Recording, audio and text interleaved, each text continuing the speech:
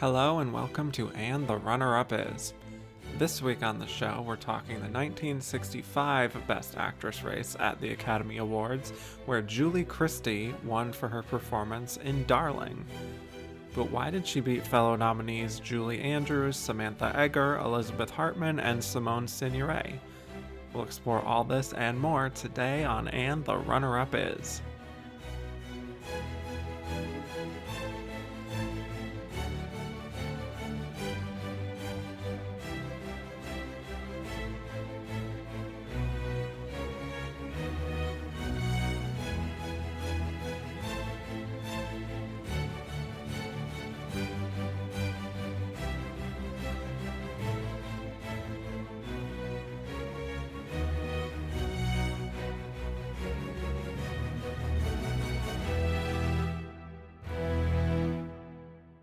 Hello and welcome back to And the Runner-Up Is. I am your host, Kevin Jacobson, here to talk about the 38th year of Best Actress at the Oscars, which covered the films of 1965.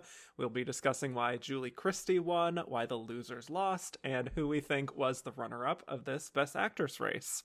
And my guest today is a huge classic film fan, a YouTube creator who does all kinds of great reaction videos to classic film on her channel, Movies with Mia.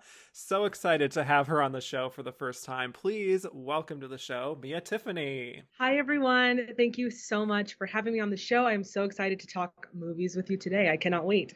Yes, I know. It's a very, very fun year to talk about here. We're really at an inflection point with the 60s right now, some counterculture. Before we talk about 1965, let's talk about Best Actress as a category.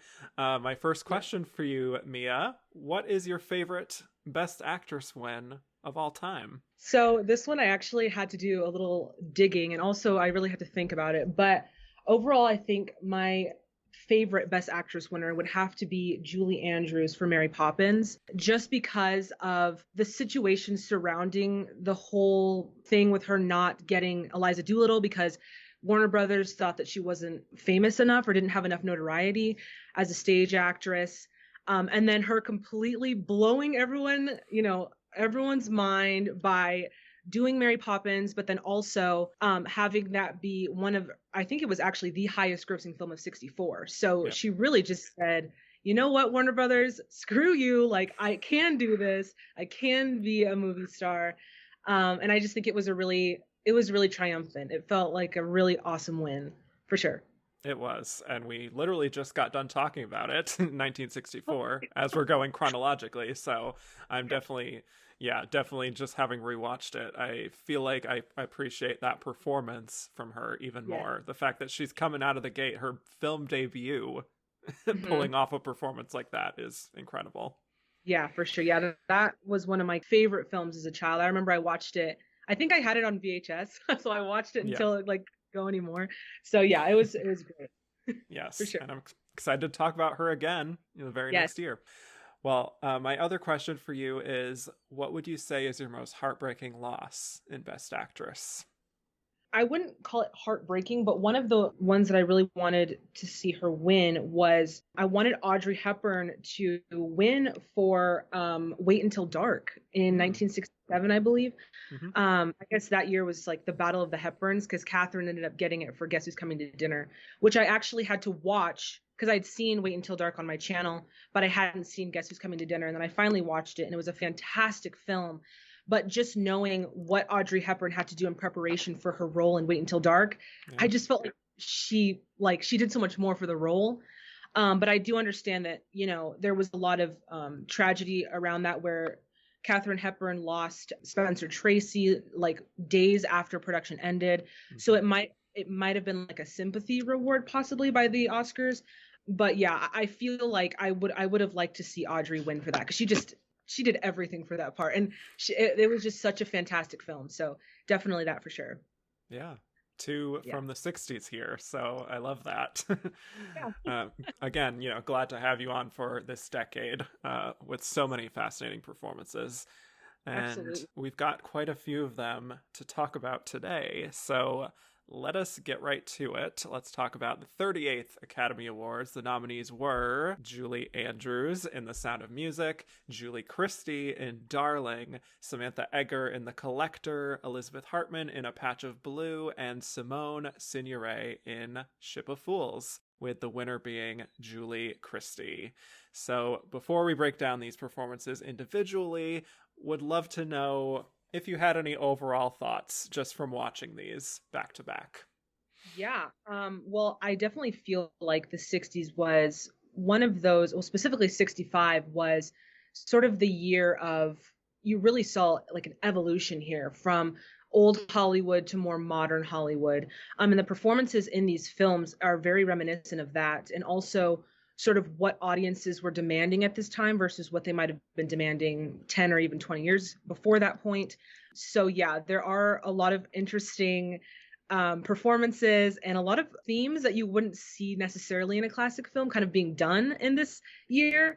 So very interesting movies all across the board for sure. Yeah, and I personally will say, just to sort of sum up all of the performances, I really do like this lineup. I think all of the performances are good to great, and what I love is, seeing all of them doing such different things, right, which we don't always get. We sometimes get a lot of just like, standard dramatic or biopic types of performances in this category.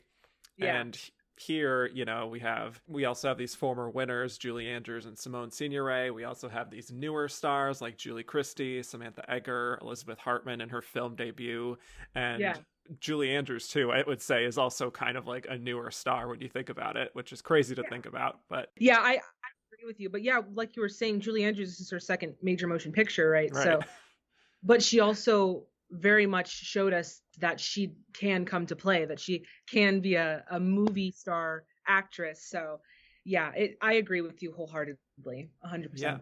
Yeah. Also, like you're saying, change is in the air. It feels like the old ways are sort of gradually fading away to a certain extent. The studio system is starting to lose its grip, and we're seeing much more daring work, I would say, more daring films. And this is also, to mention it here, really the second year in a row where it's really amplified in the press a certain narrative about this category and really sort of pitting actresses against each other, even though the actresses themselves didn't really feel like it was a rivalry, but it was really amplified by the press. So excited to dive into all of that. But shall we get right to it? Yes, let's. All right. Well, we're starting with a really big one here, going in alphabetical order, starting with Julie Andrews in The Sound of Music. So the defending champion, Julie Andrews, she won the year before for Mary Poppins, now coming back already with her second nomination and in the Best Picture of the year, no less. Everyone had Julie Andrews fever. This was her moment. These 2 years were so big for her, and in a way that I don't even know has even been repeated, to be honest. Just that level of like meteoric rise for her. And I do also think it's worth noting that this was not a role that she necessarily got off the back of Mary Poppins being such a success. There was no footage released at all of Mary Poppins when Robert Wise and Ernest Lehman were seeking out someone to star in Play Maria, but it was clear that she was their number one choice just because of her theater experience, her doing My Fair Lady. And so they visited the Disney studios, and that's where they confirmed, like, yes, she is the perfect fit for Maria. And apparently Julie Andrews was a bit concerned about the sort of schmaltzy quality of the musical, but they made just the right assurances for her, and she signed on, and the rest is history. So The Sound of Music, it's based on a musical of the same name, and it tells the story of Maria, a nun who is a free spirit and someone who is therefore unruly to the other nuns. So she is sent away to be the governess of a retired naval captain, Captain Von Trapp, and his 7 children. after the death of his wife. And so she goes there despite her reservations and really takes to it. And she soon finds herself falling in love with the captain. But there's also this love triangle thing going on with the Baroness, played by the great Eleanor Parker. So glad to see her again. And there's this looming threat of Nazism there in Austria, which sort of disrupts their lives. So yeah, that's The Sound of Music. I mean, people know that, but just to set the table. Yeah, absolutely. So would love to know your thoughts on Julie Andrews just as an actress overall and her performance in this film. I believe this is also a film that you've reacted to on your channel. So tell me about your relationship with this performance and this film, wherever you want to start. Yeah, well, first, I think Julie Andrews is a phenomenal actress. One thing that I took away from her performance right off the bat was that she was able to be this light and this warmth, you know, in the first half where everything is very dreamlike and you have those beautiful landscape shots of Austria. And it's just this beautiful kind of experience. And then going from that to the second act where there's a lot less color, there's a lot more of reality setting in because the war is coming to Austria.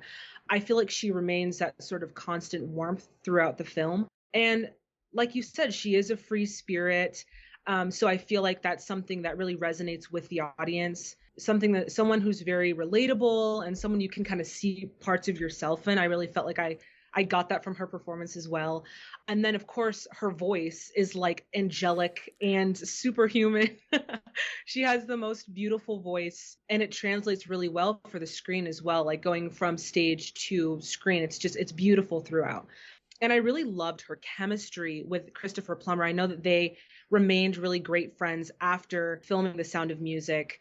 And one thing that I actually found in my research was they had all sat together, Robert Wise, Christopher Plummer, and Julie Andrews, and really talked about how they wanted to sort of convey this story, because she, in her own words, she said that it could come off as sort of like candy coated and sugary. And, you know, there are parts of this story that really are very real and need to be told in a very realistic way. And I think that they did that relatively well while still keeping it very lighthearted for children, because I know that this was a big hit amongst kids, but also very intriguing for adult audiences as well. So yeah, I think that overall her performance was stellar, and I can see why, you know, this was such a big movie at the Oscars that year, because of just the directing style and the cinematography, and then the acting was stellar.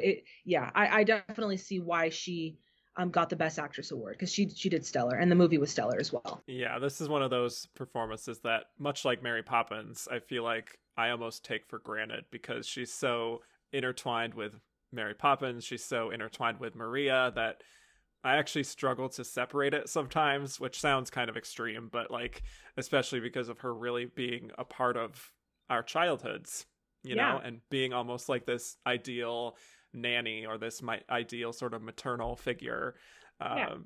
Sometimes there's a struggle in sort of stepping back and looking at it on more like a clinical level, like I sometimes do on this show, of like really assessing the performance and saying like, here's what's good, here's what's not so good. It's a weird thing, but I feel like here too, just like I did last week with Mary Poppins, it's just this weird like sort of innate magical quality about her. Except here she gets to delve even further into her character than in Mary Poppins, who, you know, doesn't really have like a backstory and is more like a supernatural being more than a real person, compared to Maria, who has like these wants and needs, you know. So in that respect, it feels like really showing even more of her range here. I think she really is on point for that full arc of the character. Sort of like you said, from the opening on the hills and all the way to her escaping with the family at the end. And maybe it's not like the kind of gritty, dark, dramatic acting that I love to see and talk about in this category, but I think it's no less impressive to be like this sort of eternally cheerful character who is representing these maternal instincts and love, and, you know, setting her own needs aside for the benefit of the children and for the family. And, you know, there's just this lighter tone to it, just like with Mary Poppins. But I feel like that shouldn't be mistaken for being lesser than a more dramatic, heavier performance, if you know what I mean. Yeah, totally. That's actually one of the things I love about when a musical can intrigue you and make you feel like, oh, this is so great, and you feel like you're in a dream, but then also bring you back down to reality and have a story that really actually resonates with you in the end. And I feel like The Sound of Music really does that. And yeah, you're right. Her performance didn't need to be like gritty and serious, but it still did convey, like you said, the maternal instinct, and also sort of like persevering through harder times. Yep. And just being that constant feeling of love and just togetherness, you know? So yeah, it was a really great, just watching the movie. Every single time you watch it, you find something new about it to love. And it just makes you feel like you really cherish the movie as a whole. Yeah, even just from the opening number, which I think is Yeah. so key to you buying into the story here and sort of giving yourself over to the style of the film, not necessarily being like that super gritty, realistic kind of thing. Just that sort of unforced feeling of joy that she has on the hills, just immediately just establishing this character as this kind of eternal optimist. There's just a warmth there. And like I said, there's obviously this very like G-rated innocence to it, of her just very earnestly talking with the Mother Superior about how like the hills were just beckoning to her and she had to go there. But she also, I think, has that sense of relatability for the audience too. Like there's that little sense of like not necessarily winking to the audience, but you feel like you're still on her side, even though she is like this, you know, optimistic figure. Like when she finds out she's going to be the governess to 7 children, she's like, you know, of course I love children, but 7? It's like, yeah. But she takes it on like with so much poise and grace. Like, you know, usually you would feel like, oh, someone would shy away from that kind of work, you know, but she just immediately comes in, falls in love with the family, and then starts to fall in love with the captain, and then you start to fall in love because it's just this beautiful thing. And and I think, you know, it could also be like going way overboard with the super cornball like gee whiz type of thing, like we sometimes see in musicals. I don't want to throw shade at Debbie Reynolds again, which I did last episode with The Unsinkable Molly Brown, but that's a performance that is a little more on the old-fashioned side compared to what Julie Andrews is doing here. And I think you need that blending of that innocence with that sense of like knowing quality that she has and a kind of firmness that she has. Even like that I Have Confidence song where she's just like gradually hyping herself up to do this is really fun. You know, some of the sort of clumsy physical comedy that she really excels in. Same thing with her like pretending to bow when she thinks no one is around and being caught by the captain. And her sort of being like baffled when he blows the whistle to get them all to come out of their rooms. She's just a really gifted comedic actress on top of everything else. I agree wholeheartedly. I think my favorite song or performance of hers in this particular film was the Do Re Mi song.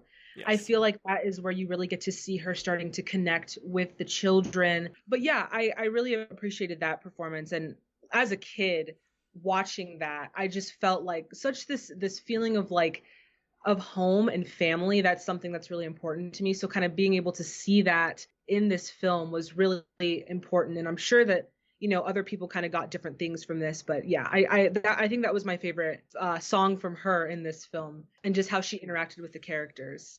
I really liked that. Yeah, I love just her gradually becoming more attached to the children, and really, again, having that warm presence that, honestly, watching this back to back with Mary Poppins, again, I can see why she became this sort of symbol almost for people watching her in their childhoods, as I did, and just naturally associating her with that kindness and that firmness.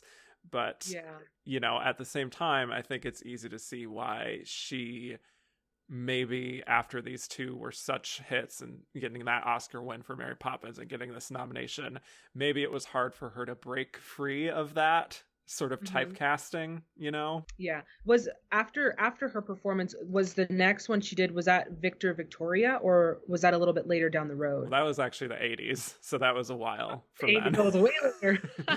Yeah, that was her next nomination though. So okay, yeah, but yeah. I think like later on, I think that she did start to sort of break out of that.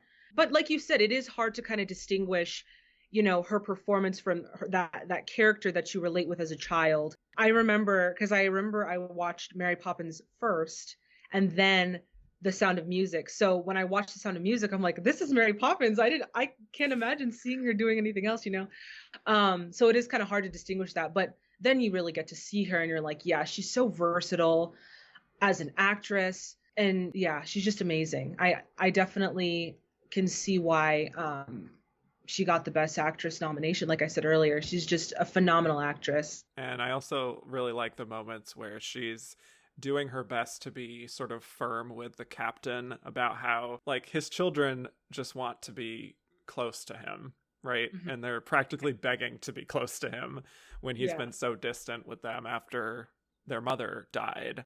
I just like the way she kind of like broaches the subject with a sense of grace, and so that, he won't, fly off the handle or anything at this feeling of like, yes, you should get closer with your children. They want you to be closer to them.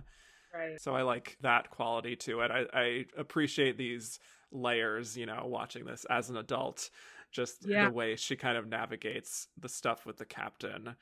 Right. There's also obviously when the Baroness catches Maria looking like so lovingly at the captain when he's singing Edelweiss. Really fun moment, because you see just in Julie Andrews' body language, really, and really just from then on out, is just the way she sees the captain in a different light.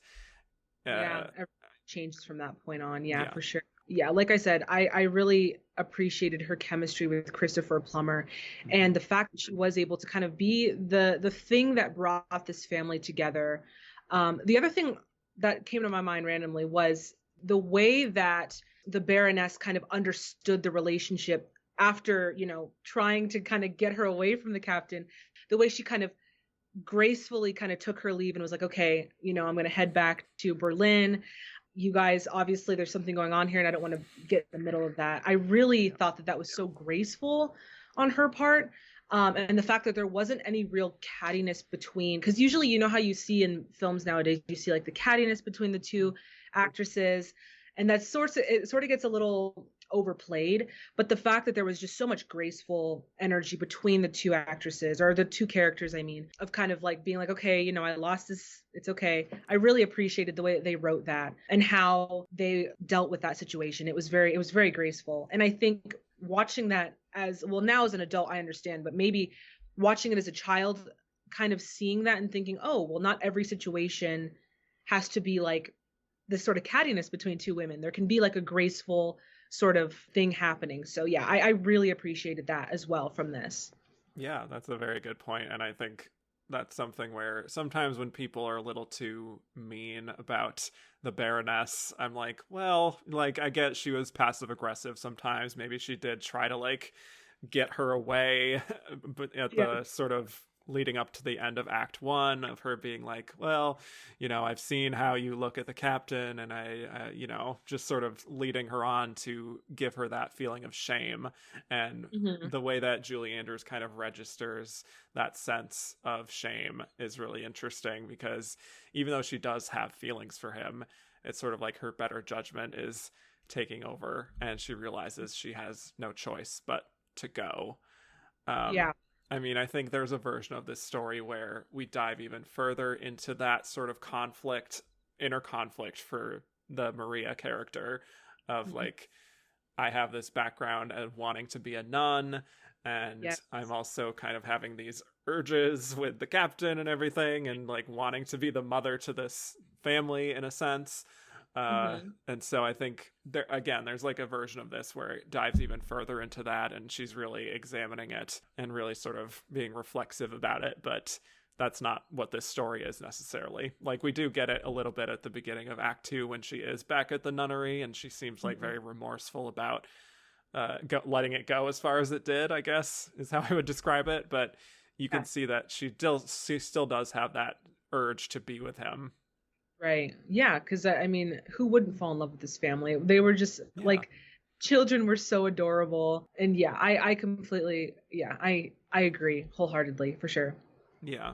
But then, of course, her coming back, I love that when she Yeah. comes back and there's that lump in her throat that she gets when the children tell her that their father is going to marry the Baroness.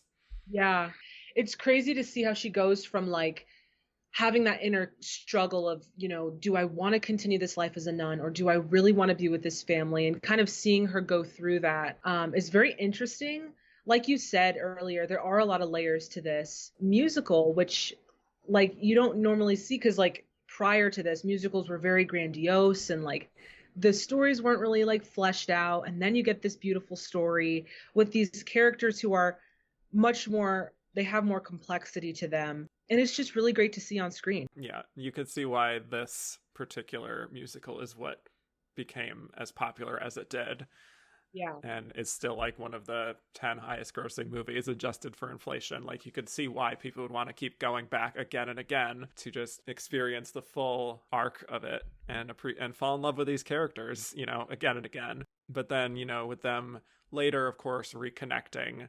I love the softness there and the tenderness when she's in his arms again. I feel like she's showing even more of a complexity than what is maybe asked of her, perhaps, and she just sells the romance of it and gives it a sense of dignity. Like, I don't know, there's a weight to them finally consummating, for lack of a better word, like them finally giving over to each other. Yeah, absolutely. I remember in my reaction, I remember swooning.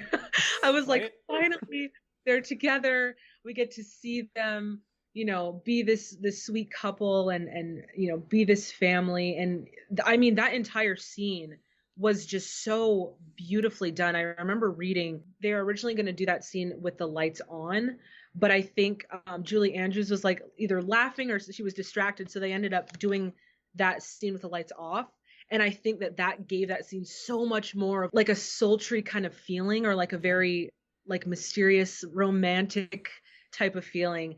And yeah, I definitely remember that was probably one of my favorite sort of like characters coming together and romance type scene. I just remember swooning. I was like, this is finally happening. It was so good. It's so earned, Yeah, and absolutely. after that's kind of resolved, but then we get to that Nazi plot line of her really trying to calm the children as best as she can as they're being ushered away to go on the run, and just like that calm and that steady presence that she has. I think it's another example of her just knowing the assignment, like knowing the right tone. Just compassionate, but like still staying firm, even if maybe she herself is scared, I would imagine, because she doesn't know what to expect after this. So she's probably scared for her life, but she loves this family now and she wants to protect the children as much as possible. And yeah, it's that poise and that grace and that sort of steady calmness that she is exactly what she needs to be in that for the end of the film. It's that steady presence that you would want, on your side if you were in this situation. Yeah, I agree. One of the things that I love that this film does is in the second act, you do start to feel a little unsure of what's to come, especially that last scene when they're performing and you're like on the edge of your seat because you don't know what's going to happen. And then they're able to make a fast getaway. And then that last scene when they're on the mountains singing as a family together, it's just such a triumphant end. And it just feels like you've really like got what you paid for. It's like it's very satisfying. Like you just had a full meal and you're just like so satisfied. And I agree with you. Like I said, she is very much a constant maternal figure, very compassionate, not quick to be nervous or like unsure. And if she is, she doesn't show it. She's there for the children in terms of emotionally, she's sort of like a rock or an anchor for the children, because there are young children here, and trying to even fathom the war as a child, I couldn't even imagine. So to have someone there who's telling you it's going to be all right, you're safe, and feeling that through her character as well, I feel like is something that is, you cherish it when you watch this. Yeah, and honestly, as you're saying that, it's making me realize that there are so many, in doing this show, so many Best Actress nominees that have to do with women sort of unraveling, or just like being very neurotic and nervous and just sort of having to deal with these struggles and being vulnerable and really having to show all these different emotions. And I think it's so interesting to see the inverse of that here, her being very steady and calm and probably dealing with a lot inside. But I think the strength of her performance is her ability to, if you're a child watching this, you might not know the gravity of her performance and what she's doing, but knowing it now, it's like she's having to suppress so much in these final moments, and still is having to be this, like, everything's going to be okay. We just have to do this, this, and this. Just don't, this is not an appropriate time to sing about our favorite things. Like, we need to just get out of this situation. And so that's why this performance, it is showy in obviously her being able to have these beautiful songs, and just the arc of the character is very interesting, but it's also not necessarily the kind of thing we see all that much in this category. So I don't know, that's what makes this performance kind of unique to me and helps it to stand out. I agree. That's really some of my favorite moments in the final segment there, where she's singing at the festival with the family, and you see her heart really shattering and her having to soldier on as she's singing these sort of like cheerful songs, also knowing that they can't ever really go home again, and that they're going to have to be on the run maybe from here on out. Who knows? It's like the songs take on like a different tone in the second half, and then that performance with Edelweiss at the end, it's like the first half, in the first act, it was this beautiful song, solemn but had a beautiful touch to it, and then in the second act you're like, this is a song of like nationalism and togetherness and what the country stood for at that time, and I feel like it was so beautifully done. I felt every inch of that at the end. I don't think I cried in the actual reaction, but like inside I was like, I'm trying to hold back tears, I can't cry, because it was just so beautiful. And you heard the struggle and the sorrow of what was lost, but also the hope that we're going to get through this. We're going to soldier through this no matter what comes our way.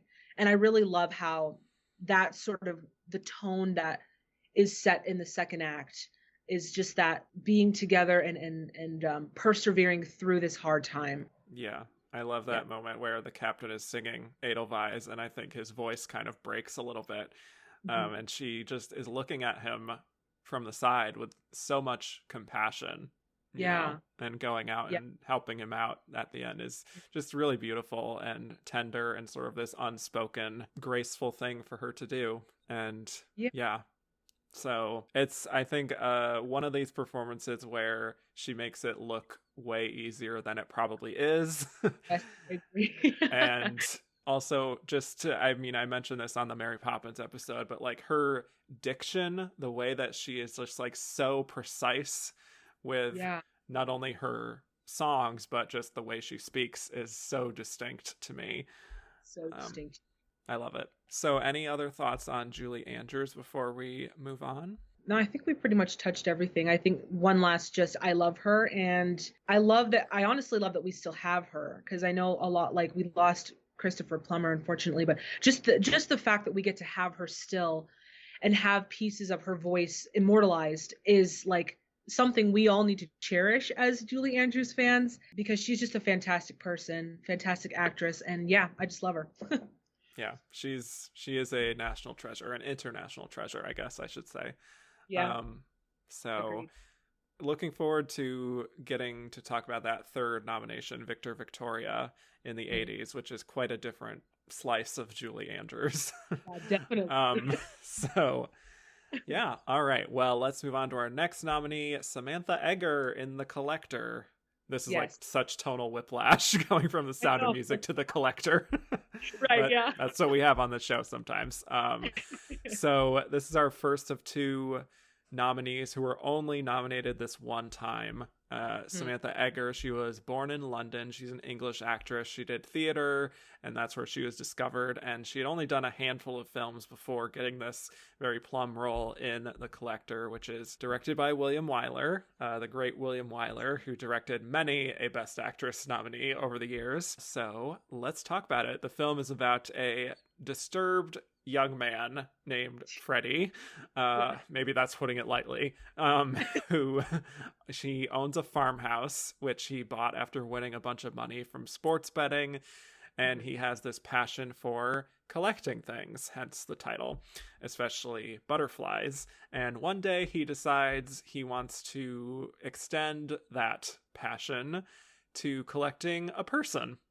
Right. So he stalks this young college student named Miranda, played by Samantha Eggar, kidnaps her, locks her away in his farmhouse, and it's all about her just trying to maneuver her way out of this situation and also just figure out what it is that he wants from her. So, yes, Samantha Eggar, Collector, a very interesting film, one that I can't quite compare to other Best Actress nominated films that I've talked about so far. Maybe like some of the Hitchcock films, just because they're like psychological thriller, maybe Gaslight, something like that. But yeah, still very unique in this category. So what do you think of The Collector and Samantha Eggar here? Well, actually, I'm very interested to hear what you have to say, because I feel like for me, it was kind of hard because I felt like she really played just like a kidnapped victim, which is basically what she was supposed to do. But there were moments of small triumph in her character that I found myself like really rooting for her, really like small victories that I was like, yes, we're going to get there. One more step to escaping. And then it's like something else happened and it's like, no, like she's like 3 steps back. And I found that to be like, just in the movie as a whole, just very frustrating, because it's like you're so used to the good guy winning at the end, and this time it didn't really work out the way we wanted it to.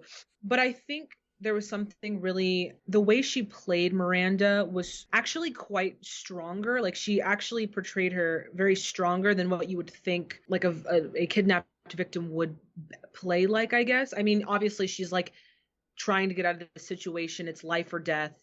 But there are moments when she realizes she has powers that she may not have realized in the beginning. And I think you really see that when she kind of caters to his wants. And the whole movie, I found myself saying, like, just play his game, just play his game. He'll let you out if you play his game. But I don't even really think he know what his game was.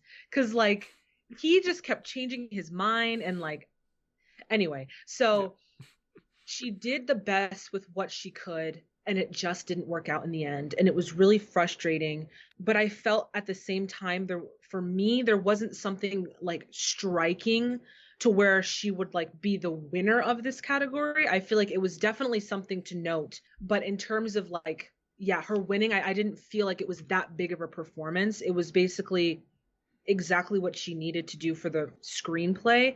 Because I feel like the real performance here was Terrence Stamp. Like he's the one who really took the whole movie, and we could talk about that all day, but that's out of the scope of this. But yeah, I feel like she did what she was supposed to do for the screenplay, and she let the audience feel her struggles, her triumphs, her failures, and by the end you're just like, I just got to sit and think about this film for like 3 hours to really understand what went wrong, you know? Yeah. So, but I'm very interested to hear what you have to say about her character. Yeah, well, I mean, like I said, it's fascinating to have a film of this nature in this kind of discussion, and it's certainly the kind of film that I feel like has had an influence on other films like thrillers. I feel like a lot of 90s movies feel like they would be inspired by this movie. You know, young men psychologically torturing women and kind of pushing the boundaries with delivering like a kind of dark experience for the audience. And that was something that was becoming more and more commonplace here in the 60s. Yes, like you said, really fascinating performance by Terrence Stamp here. Certainly feels like almost a modern performance as this sort of tortured, like socially awkward guy who doesn't really know what he's doing. And with Samantha Eggar, I think, you have an archetype here that we would definitely see in the decades to come in terms of being that tormented victim, the survivor, you know, And Hmm. what's interesting is that, yes, there are examples of characters like that do get nominated. Like, Hmm. a Brie Larson in Room almost feels like that, but, Yeah. not quite with the same sort of thriller edge to it. But I Hmm. think in terms of character here, there's not a whole lot that is asked of Samantha Eggar. Yeah. I saw that apparently the book that it's based on delves much further into Miranda and her background, but the Yeah. film is mostly just about him, right? Right. Like Yeah. it's his story. And Hmm. for me, I really thought she was good here with what she was given. Right. Very believable, I would say, and very open and raw, and really making you feel that sense of terror that she's experiencing, and also like making those mental calculations of like, how do I strategize to get out of this as safely as possible? It's Yeah. just that the film isn't all that interested in her beyond the circumstances of her situation. So I feel like, I guess there's a limit to how much I can appreciate the performance. Yeah, I agree. But one thing that was sort of stood out to me is when she goes to hit him with the shovel. Um, Yes. Usually you'd think like after that it's like it's a done deal, and she kind of has solidified her feelings towards him in terms of like, well, he's this aggressor that's literally trying to steal me from my life. But there is sort of like a remorsefulness, or her feelings towards him changed slightly in the sense that like she didn't want to kill him. Now that could have been because either she would have been there by herself, or she started to sort of empathize with him and realize that he is more broken than what we had originally thought. So that is kind of interesting to note that you see that shift in her character just slightly there from the rest of the film. But yeah, I feel like you said, there wasn't, the movie doesn't really focus on her because it's not her story. It really does focus more on Terrence Stamp, but she did the best with what she was given. She did the best with what she was given. Well, I do think, just to speak to some of her how it's established, the way she confronts him in the beginning, I think is interesting, saying like he just probably wants her to be like this happy prisoner, and is asking like, is this about money? Is this about sex? Like, what's the deal here? She knows Yeah. what guys typically would want. Maybe Hmm. from her own experiences, I don't know, but well, again, we never really delve into her own experiences, so it's hard to say. But Yeah. I do think she does reflect that sense of like just being a woman in the world and having to deal with creepy men like this who Yeah. have this attachment to her, and she wants to be nice, but like she also has boundaries. She wants him to respect those boundaries. And for me, I did find some interest in the way that she approached different ways of trying to get out of it, Yeah. like really There- trying to like get ahead of it, and being like there's one point where he sort of is bargaining with her, and he's like, I'll release you in 4 weeks. But Yeah.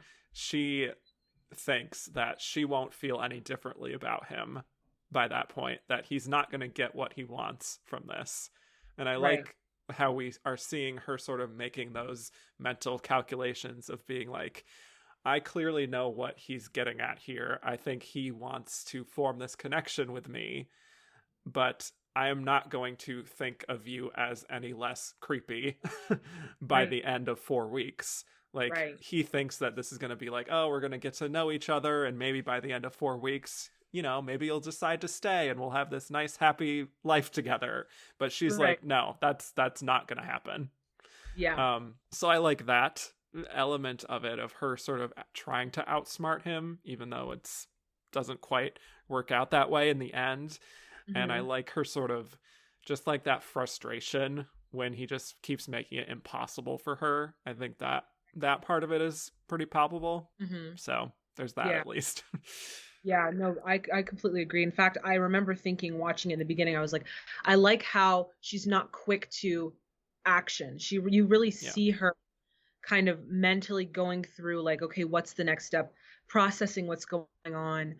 And the pacing of that in her dialogue, you can see that in her dialogue as well. But I was gonna say, I felt like a little bit, because so before I'd watched this film, I watched the trailer, so I thought the movie or the trailer was kind of hinting at a sort of romance between them. And then as I watched it in the beginning, I kind of thought like, they had this 4 week, like, I'll release you June 11th or whatever. And I'm like, okay, maybe she's going to fall in love with him. I thought about that in the context of like the world at that time. And I felt like, would that be something that people would want to see? Because I know nowadays, like, people would be like, what? Yeah. So I thought about that. And then when they had that, there was a big fight they had. I think it was when he was talking about Catcher in the Rye and then Picasso, and really seeing, that's when you really start to see the inner workings of his mind. And she's also realizing, okay, this guy is not going to take what I'm trying to give him in terms of trying to get out of the situation. I think that's when you really start to see, okay, this is actually a terrifying situation. Like, she's actually in a more dangerous situation than what we had originally thought at the beginning. And then by that point, I'm like, okay, this is not going to be like a romance. This is definitely going to be like a either, fight out, get out fighting, or any other way. So I really like that we kind of got that at the beginning, and then it kind of shifted. Well, it is kind of this thorny relationship that they have as it develops, where I think he tries to like fondle her at one point, even though he has explicitly said that this isn't a sex thing for him. And she offers like this ultimatum that like she won't respect him ever again if he tries to do something like that again. And it's interesting the way she words it too. I don't know if you picked up on that, which is she says like she won't put up a fight necessarily. Yeah, I was like, wait, what? but she also won't respect him, and she'll never speak to him again. Right. Because I think she knows that her respect for him is more important than anything else. Or his, that relationship at the core is what matters to him. And she has like this kind of conviction that he has to respect what she's saying. So it gets into some sort of thorny topics there of saying like, you know what, if you're going to take advantage of me again, I'm kind of going to let it happen, but I also won't respect you from that point on. Yeah. And I think because at that point, she really thinks that he, like he said, like he had confessed his love for her. So I'm thinking maybe she thought that they wanted that sort of he wanted that sort of relationship between them. So I think at that point she was like, yeah, like, I mean, if you're going to do it, but we're never going to have any sort of like real meaningful relationship after. Right. But it's weird because after that ultimatum, then when the day comes when she's supposed to leave and they have that like dinner party, and then the whole fight ensues between them. And then he like knocks her out. Then there's that weird scene where he like takes her to bed and like snuggles with her. I didn't know if they were insinuating something else had happened and they just couldn't show it, or he was just in bed with her. And then the next morning after that, or whenever she woke up again, he said like, I respected you. I didn't take advantage of you. But as I was watching it, I was like, but you kind of did. Like you touched her without her being like conscious of it. But now that I say that, backtracking a little, I do feel like you are with her every step of the way. Like you're trying to understand him as much as she's trying to understand him. Yeah. And that is one of the things that is very interesting in her character, is like how she kind of takes you on that, you're on that journey with her. And how she allows you to kind of see her frustration, but also her confusion in trying to understand him and kind of like playing to his game. I think that was really interesting as well in terms of her performance. Yeah, I think in that respect, she is very much the audience surrogate. And also a part of that sometimes means the more interesting performance and the more interesting character is the other person that we are seeing through her eyes. You know what I mean? Right. So that's part of why, like, we've been talking a lot about the interesting elements of the plot and not really talking a lot about what she's giving to it necessarily. That because she doesn't have a lot of opportunity necessarily to do that. And it would probably not benefit the film if she did try to like really amp up whatever was missing on the page for her. So in that sense, she is doing the job. She's doing a fine job with it. It's just not really a performance that blows me away necessarily at the end of the day. I completely agree with you. And what actually fascinated me was the fact that she had won the Golden Globe for Best Actress in a Drama of that year too, right? Yeah. So, and the category list there was like Julie Christie, Simone Signoret, Maggie Smith, Elizabeth Hartman. So I wonder why they ended up giving her the Golden Globe when there wasn't much of a performance there. And then knowing her background of like, she was in Shakespeare and she'd been doing stage acting, and this was kind of like the role that they saw her in and was like, oh, we're going to give her the Golden Globe for that. I found that to be quite interesting because of the fact that there wasn't a lot of like meat there, you know. It was just kind of she was doing what the screenplay told her to do. I just found that interesting. Yeah, I would agree. I think, well, in terms of Golden Globes, I think they do like the young new star, Yeah. generally speaking. So I think that certainly helped her. But in that case, if you felt that way, then Elizabeth Hartman is right there. Not That's to, foretell our thoughts on that performance, but there's a lot more meat on the bones with that performance. yeah. But then in terms of the ending, I do think there's some really strong physical acting in this performance by the end of when she is locked in the room and the space heater is broken. So she becomes so cold to the point that she gets pneumonia. And just the sort of physicality of that, I think she is quite convincing. And just like her very labored breathing too. It's actually kind of difficult to watch, honestly, because of how real it feels and the ending itself. There's obviously a queasy element to it of how things end for both characters, quite honestly. Yeah. So, and I think probably a frustration on the audience's part, I would Definitely. imagine, in terms of Yeah. like, she just hit him with the shovel and then she flinched and then he got one over on her.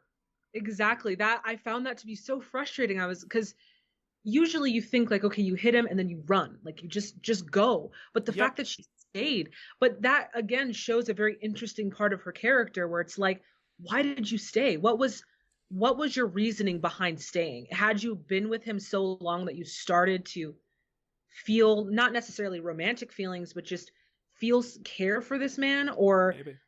like, yeah, like what was it, that would have been really cool to kind of understand, but it we never got that in the movie. So Yeah. but yeah, I will say that there was a little bit more from her towards the end of the film. You really got to see a little bit more of her acting skills, Right. but the And movie altogether didn't give her enough to work yeah. with. Yeah. And I think it's a disservice to the performance, honestly, that we don't really fully understand why she makes that decision to hesitate, because Hmm. I guess it's like, is it a Stockholm syndrome thing? Is she just trapped Yeah. here and now she is so attached to him that she can't do it? She doesn't want to be like a monster like he is. Like, I don't know exactly what her motives are there. And I think sometimes that sense of ambiguity is a good thing in movies. Like, we don't always have to have the easy spelled out answer. But I Hmm. sort of think in this story and this kind of movie, you do need that a little bit. So Definitely. that's why by the end, I'm like, okay, like she did the job, you know, Yeah. Yeah. and that's it. So, That's it. Yep. yeah, I did just want to mention one more thing about this, which is that there is a rather unfortunate element to the behind the scenes making of the film. I don't know if you Mhm. did research on this too, but William Wyler, in order to get what he wanted out of her, he Mhm. went out of his way to just treat her with coldness. And he told Terrence Stamp to also treat her with coldness. She Yeah. was very stressed throughout this whole shoot by how Yeah. people were treating her. Like, everyone was treating her like garbage. And so she lost a lot of weight. She flubbed some of her lines because she was so nervous. At one point, he fired her and then Oh, hired her back on. And it took her a really long time to click into place with it. And I don't know. I mean, I yeah. understand that directors can manipulate you as an actor through all these different tactics. And sometimes there's like that sort of method quality to it that it's like you're Mhm. just trying to push them to give a great performance. But I feel like you don't have to do stuff like this. Like, it's Yeah. just not acceptable. It's not. And I feel like in a way that sometimes can strain the performance because as an actor, you're already being asked to be so vulnerable and raw, depending on your whatever character you're playing. You still have to evoke emotion for your audience. So that in and of itself can sometimes be a stressful situation. But then having, no sort of like support around you or in terms of like your coworkers, like I just feel like that might have been an extreme. Mm-hmm. And for what her character was, maybe a little unnecessary. Like I could understand if she had a complex character where we're looking at the inner workings of her mind, Right. and then I'd be like, okay, I can kind of see why he would do that. But I mean, it wasn't necessary. I don't think that was a necessary move. But it is what it is. Right. Yeah. Yeah. These are actors. They can play pretend, right? You don't have to actually torture them. You Right. don't have to be like Stanley Kubrick torturing Shelley Duvall on the set of The Shining. Like, Right. it's just, Right. it's Yeah. unnecessary. So, It's unnecessary. anyway, that's all I have to say on that. Yeah. Shall we move on to our next nominee? Let's do it. I'm All excited. right. Yes, Elizabeth Hartman in A Patch of Blue. So this is our other one and done nominee of this lineup, although in the case of Elizabeth Hartman, it's partly because she didn't really have an extensive film career. So Elizabeth Hartman was discovered, like Samantha Eggar, on the stage where she Yeah. led this comedy play, and she was discovered by film producers, and she was given this really great leading role in A Patch of Blue, her first film debut performance. Wild to me. She was only 22 years old, and A Patch of Blue is based on a novel, and it's about a blind girl who is about 18 years old, named Selena, played by Elizabeth Hartman, and she's treated very poorly by her mother, who works as a sex worker, and Selena lives with her mother and her grandfather. He also doesn't treat her very well, and one day, after her grandfather drops her off in the park, she meets a guy named Gordon, played by the great Sidney Poitier, who becomes a friend to her and realizes that she doesn't have the proper education to really live in the world, basically. So he teaches her how to walk through the city using all her other senses, and he goes shopping with her, and it's very charming, and they become very fast friends. And then there's some tension there because Gordon is a black man and Selena's mother is racist, and once she finds out, it causes a whole bunch of conflict. But Elizabeth Hartman, I don't know if you had a lot of familiarity with her necessarily before this, considering she didn't do a whole lot in film, but what did you think of her performance here? Well, yeah, I didn't know of Elizabeth Hartman before this. So this is my first film with her. I noticed immediately, not immediately, but like in the first 20 minutes, I could sense that she was a newcomer to the screen. Not that that didn't do anything to her performance. I think her performance was stellar. And I think it's a challenge to play a role with a sensory that you have, but that you're acting as if you don't. I think that is something that should be praised more, because it takes a lot of instruction and training to really perfect that. So props to her, especially the fact that this is her first breakout film, or her first screen debut. What I loved most about her performance was the fact it was sort of ironic in the way that she was very innocent and childlike and new to the world, yet she had so much adversity and pain and struggle in her past. Like her mother literally was responsible for blinding her, which I don't know if was it the glass that blinded her. I thought it was like maybe a contents in the bottle that did Yeah, it. some kind of liquid. Yeah. Okay, Yeah. that's what I. So she had that, and then the fact that her mother was a sex worker, and she had these men coming in and out of their one. It looked like a studio apartment. So having her there while this is happening, that's also traumatic for a child. And then her kind of learning sex through that experience is horrifying.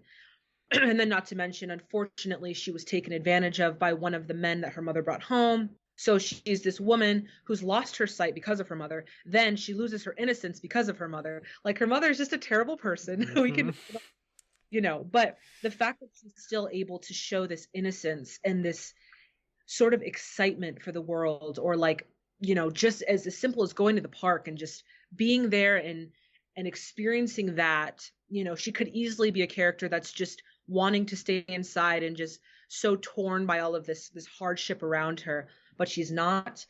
And I think in terms of being an audience member, I feel like it only makes you want her to have a happy outcome at the end of this. You really are so empathetic towards her because she is so fragile, but she's also so eager to learn and eager to grow. And then, of course, her relationship with Gordon. I honestly, this was my first Sidney Poitier film, which is crazy. I should be Wow. watching him, but this is my first. And I instantly fell in love with the way that he approached her. It was with so much love. And this was the first, I think, relationship that she had in her life where it was just overwhelming with love and understanding and acceptance, which is, of course, ironic because the relationship between them was not widely accepted at that time. So yeah, I feel like the way that she is able to kind of take on those two extremes, and then just the way that she's able to kind of interact with Gordon,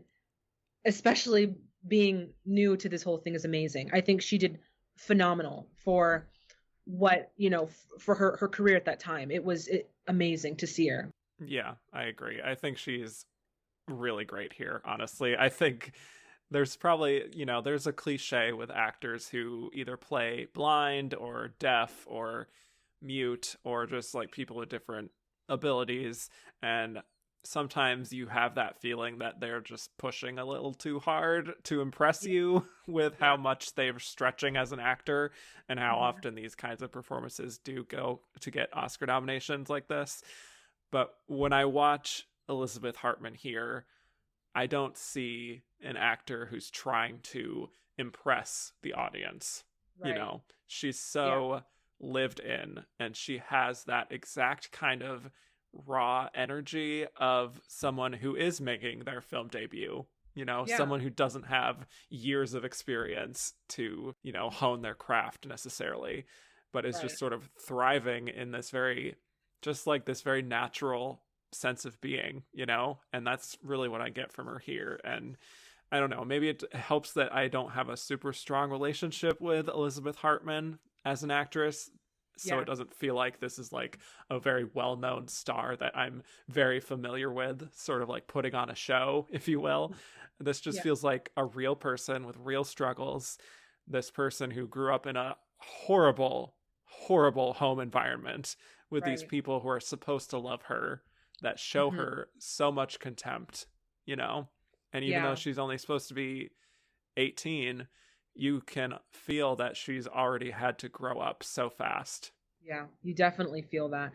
Another thing that really we have to give props to her for is the fact that she's able to also take on the theme of obviously an interracial relationship during a time when Loving versus Virginia wasn't put into effect until 1967. So interracial marriage was still illegal, and interracial relationships, I'm assuming, were looked down upon. And I got the chance to watch this with my dad, who has grown up in the South, and he had told me like a lot of the things that happened in this film were not something that you would see at all happening in real life. Like, I think that this took place in California, right? I think it looked like it did.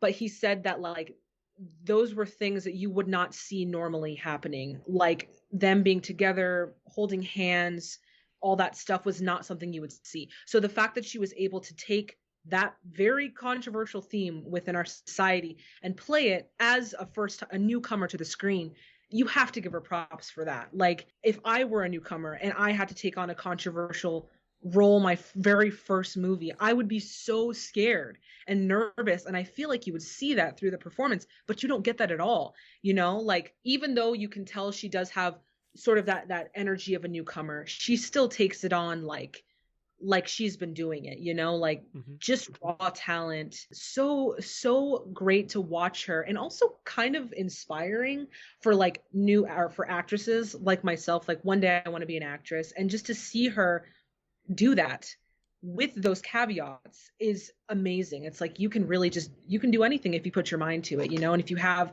the right opportunity. So I have to give her props for that for sure. Yeah. It really is. It feels like the ideal kind of debut performance that you could make in a movie that is maybe making a difference. I don't know how much of an effect this movie had on how people felt about this, but you have to imagine it made people more sympathetic to obviously interracial relationships, that people who are blind. So it's really remarkable what she did here. And also, she's not playing it like you're supposed to pity her either. You know, Yeah, she right. feels like just a real person with real, sometimes she has flaws, and the film gives her a sense of agency and Hmm. also like a curiosity too that I Yeah, really liked, that she, when she's getting to know Gordon and she's getting to know about the world, she's so fascinated because she's never had this opportunity to really learn. She's just right, been stuck in this toxic environment for right, 18 years and nobody has shown her any care, and now right. finally someone is. And I love how you see in Elizabeth Hartman just like this openness and this curiosity, just like, I want to know everything now that I know that that is possible. Yeah. It seems as though she's not afraid to go to those places that some actors might be afraid to go to. I mean, she's stellar. The other thing that I really love about her character in this is the fact that she is not molded to think and believe the way that her mother and grandfather think and believe. And you see that in when she finally does realize that Gordon is a black man, knowing what her mother had said about, I think it was like a maid or a family friend, or I don't remember. It's like she's not quick to be like her mother and to be like, oh, I would never do that. She's very open to learning, but also knowing that she has sort of that background with him, just spending time with him and getting to know him as a person. So it is more believable that she would be like, I love this person, regardless of who he is or what he is. Like, I love him. And it's beautiful to see that even though you come from, adversity and hardships, you don't necessarily have to be molded into that. That's not something, that generational curse doesn't have to be over you. You can break free from that. And I think in that sense, that is probably something that would have resonated with audiences even today. You watch it and you're like, wow, if she can have such a beautiful outlook on the world coming from where she came from, the sky's your limit. You can, it's beautiful. Yeah, I really appreciated that about her character. definitely. And just all of her interactions with Gordon, I do Yeah. just find really sweet and unforced. Like, they just fit together so well, you know? Absolutely. I love in the beginning just like her voicing her insecurity about her face because Yeah. her family has convinced her that her face is bad, right? Hmm. And him saying, yeah, him saying like it's only a few little scars, and Yeah. just like her kind of, she can't contain the smile that she has of realizing that, oh, maybe it's not so bad, and really opening up after that. There's a version of this that could be very cheesy and almost like after school special like, Yeah. but she comes at it with such a natural kind of almost unstudied style, which Yeah. tracks obviously with the fact that this is her debut performance. But I guess I appreciate that it's not like overdone in the sense of like really trying to impress you with her playing a blind girl, them being in this interracial connection. It's Right. like I said, there are ways that this could have gone kind of wrong. Yeah, absolutely. I could see how it could have been really cheesy and overdone. But I think also, like you said, the fact that she is so natural and the fact that it actually worked out that she wasn't a seasoned actor. She is natural. She hasn't had any, like, she's approaching it, like you said, very naturalistic, because she hasn't had that, great role where she had to like prove her worthiness. Like, this is just her coming into it, not really knowing what to expect and just doing it naturally. Mm-hmm. And I think also, just speaking really briefly about Sidney Poitier's character and how he's very welcoming in the sense of her allowing her to kind of act through this, like, I Yeah. feel like he didn't seem like he was very pressuring her, like in terms of behind the scenes to be this great thing. Like, he just let her do her thing and he just kind of reacted to her naturally. And I think that ebb and flow really helped to shape, her natural kind of style. And then there was one more thing I wanted to say about kind of her upbringing. So what, I actually had one of my followers on Twitter share with me something about Elizabeth Hartman, where before this she had been like a struggling actress, and she attempted to work as an actor in New York. It failed. She went back to Youngstown, Ohio, her hometown. But then she was encouraged by, his name is John Kenley, to join his theater in New York. So she went back, and that's where he started to kind of give her connections. And that's how A Patch of Blue kind of fell into her lap. But the fact that she sort of had that failure, and there was a moment in the article that I read where she said that she just didn't want, like, she was scared. She was scared to kind of keep doing this and keep having those failures. So the fact that, Kenley really kind of encouraged her, I think she was very grateful for that. And that's eventually what allowed her to have the role. But I just feel like you also really see that sort of not fear, but like that she's not quite like cocky in the sense of like, oh, I can do this. Like, I got this. There is sort of like a reserved nature to her where she's not like coming in like the top of the, she's not the top, the best thing. She's just doing the best with what she has. And in this particular role, it worked perfectly, and it gave the audience somebody to empathize with on a very real level, like normal people to normal people, not like normal person to celebrity. It's like, I feel for you because I feel like you're a normal person like me, So I feel like her background there really helped her in this role as well. Yeah, I think that is very good context to have, because you do feel like you can just naturally see her as this character rather than her just being an actress playing this character. Right. Yeah, that's a really interesting story. I know that Elizabeth Hartman had a difficult life in general. I don't know if you also read about that, but you can feel that there is more depth to her. Like, she has a slight kind of slender screen presence, but you can also feel that there's a weightiness at the same time to the way she carries herself, and much more of a deepness than you might expect on the surface. Absolutely. I also liked, I mean, this might just be like praising the film itself, but I like the moments where we get these indications that she is not used to things being nice for her, and she is just used to a certain way of speaking at the same time, like just like her kind of accent, not really an accent, but just her way of talking about like tomatoes, and like being like, it's great eating and talking. Like, there's this kind of way of speaking that she has that is interesting and not forced, which is a good, because that's another thing that could be too over the top. But even like her going to his apartment and commenting on how nice it smells, and how, and thinking because it smells nice that he must be rich.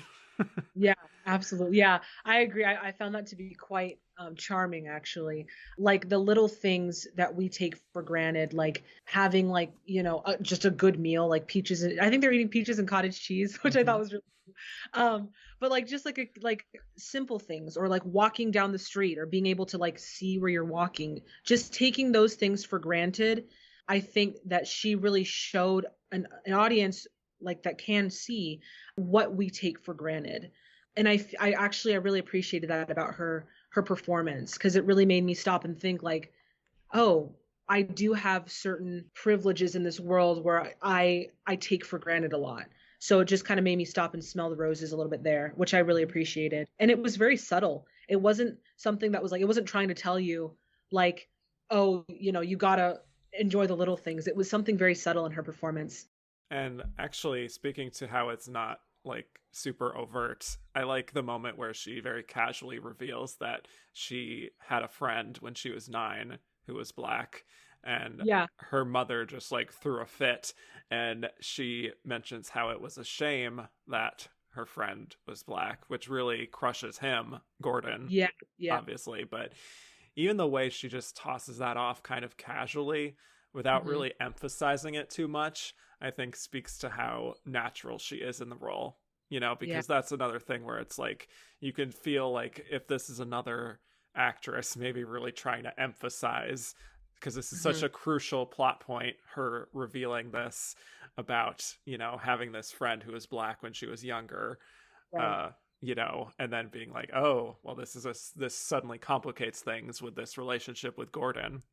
Yeah, I hadn't even thought about that. Yeah, that is a really very interesting to know. Yeah, I really did love her performance and how subtle she was. It was really beautiful, to be perfectly honest. And I feel like had any other actor did it, any seasoned actor, it just wouldn't have had the same impact as it did. I'm sure it probably still would have had its charm, but she was the perfect actress for that film. I couldn't see another actress kind of taking on what she did. Yeah, absolutely. And then that conversation still does pay off at the end. Obviously, this mix of emotion when it's discovered by her mother that she's been Yeah. seeing this man, and she actually tells Selena that he's black, and she's not outraged, she's not excited. It's just like this, again, this moment of discovery and maybe Yeah. curiosity, which of course leads to that very intense blowout fight. And I mean, this is another kind of superficial thing, but I think just the sort of extremity of that environment, she plays just the kind of almost horror of being in that environment really well without having to say anything. And you really feel for her. You want to reach out and hug her and say that it's going to be okay. Exactly. Just like how it's so nice to have Gordon here, someone who was really appreciative of her and reaching out and being patient with her and letting her take her time with understanding. And I mean, it's like, again, it could be an after school special, but you're seeing how, there are people in this world who are mistreated and who are disrespected by their family and by their environment, and how sometimes you just have to reach out and be patient and help them see that there is another way of living. Absolutely. And that's what's beautiful about people like that who do that, teachers who do that. So I think this is a really beautiful kind of educating film in that respect. And this performance, if she really tried to impress us too much with it, it would feel very forced and silly and like a PSA. And instead, we have just a really natural sort of character study in a way. Yeah, I agree. Anything else for Elizabeth Hartman before we move on to our final losing nominee? I think one last thing is I did love that she ended up winning the Golden Globe for, I think it was like best or newcoming, most promising newcomer. Yeah. I was really happy that she had gotten that. And I did read somewhere where she understood that she was never going to get the Oscar.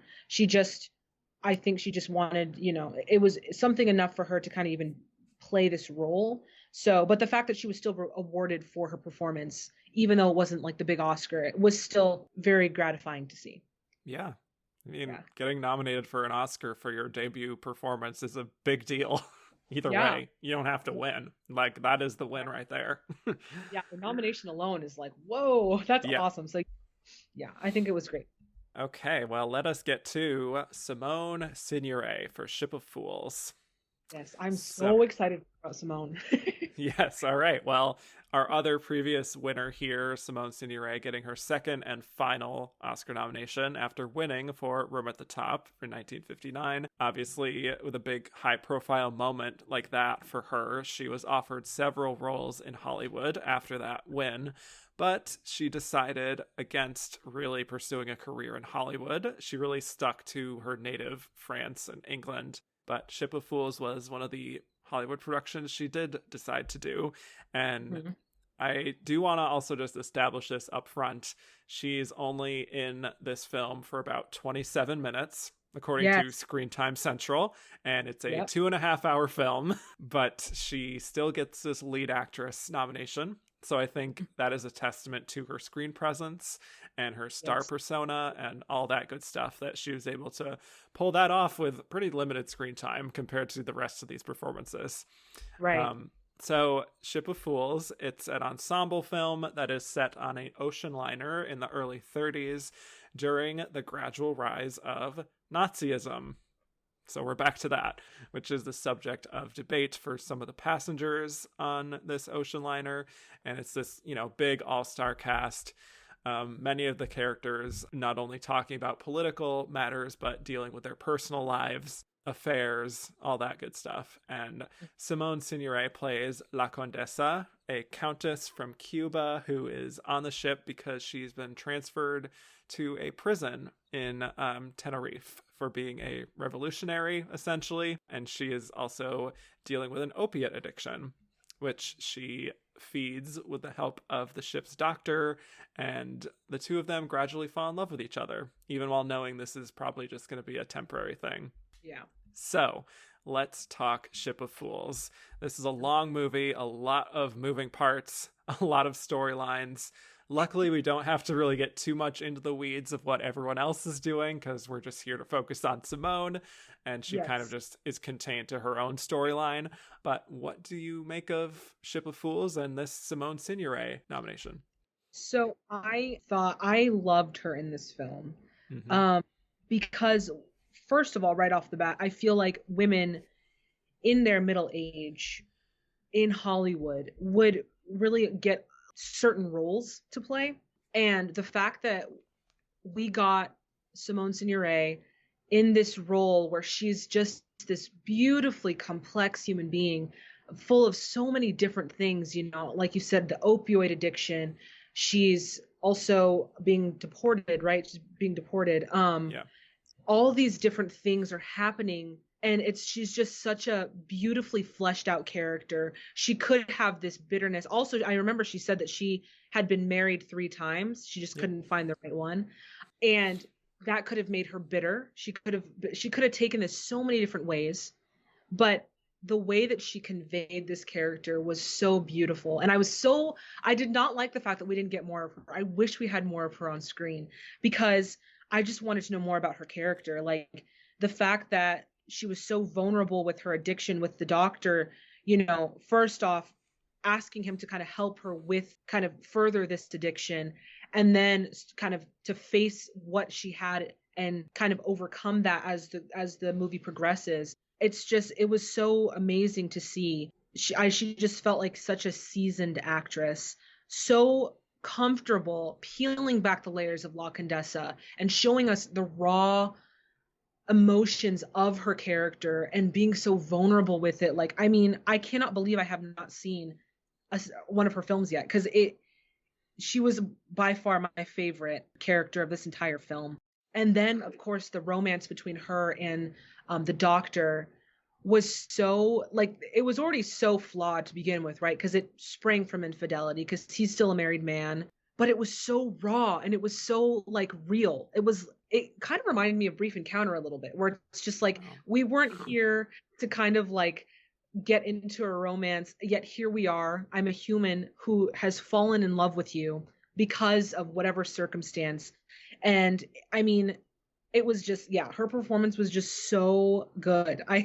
I was like, literally, like, I need to watch this again just to get more of her, like, just to see it again. It was fantastic. I could not rave enough about it. Wow.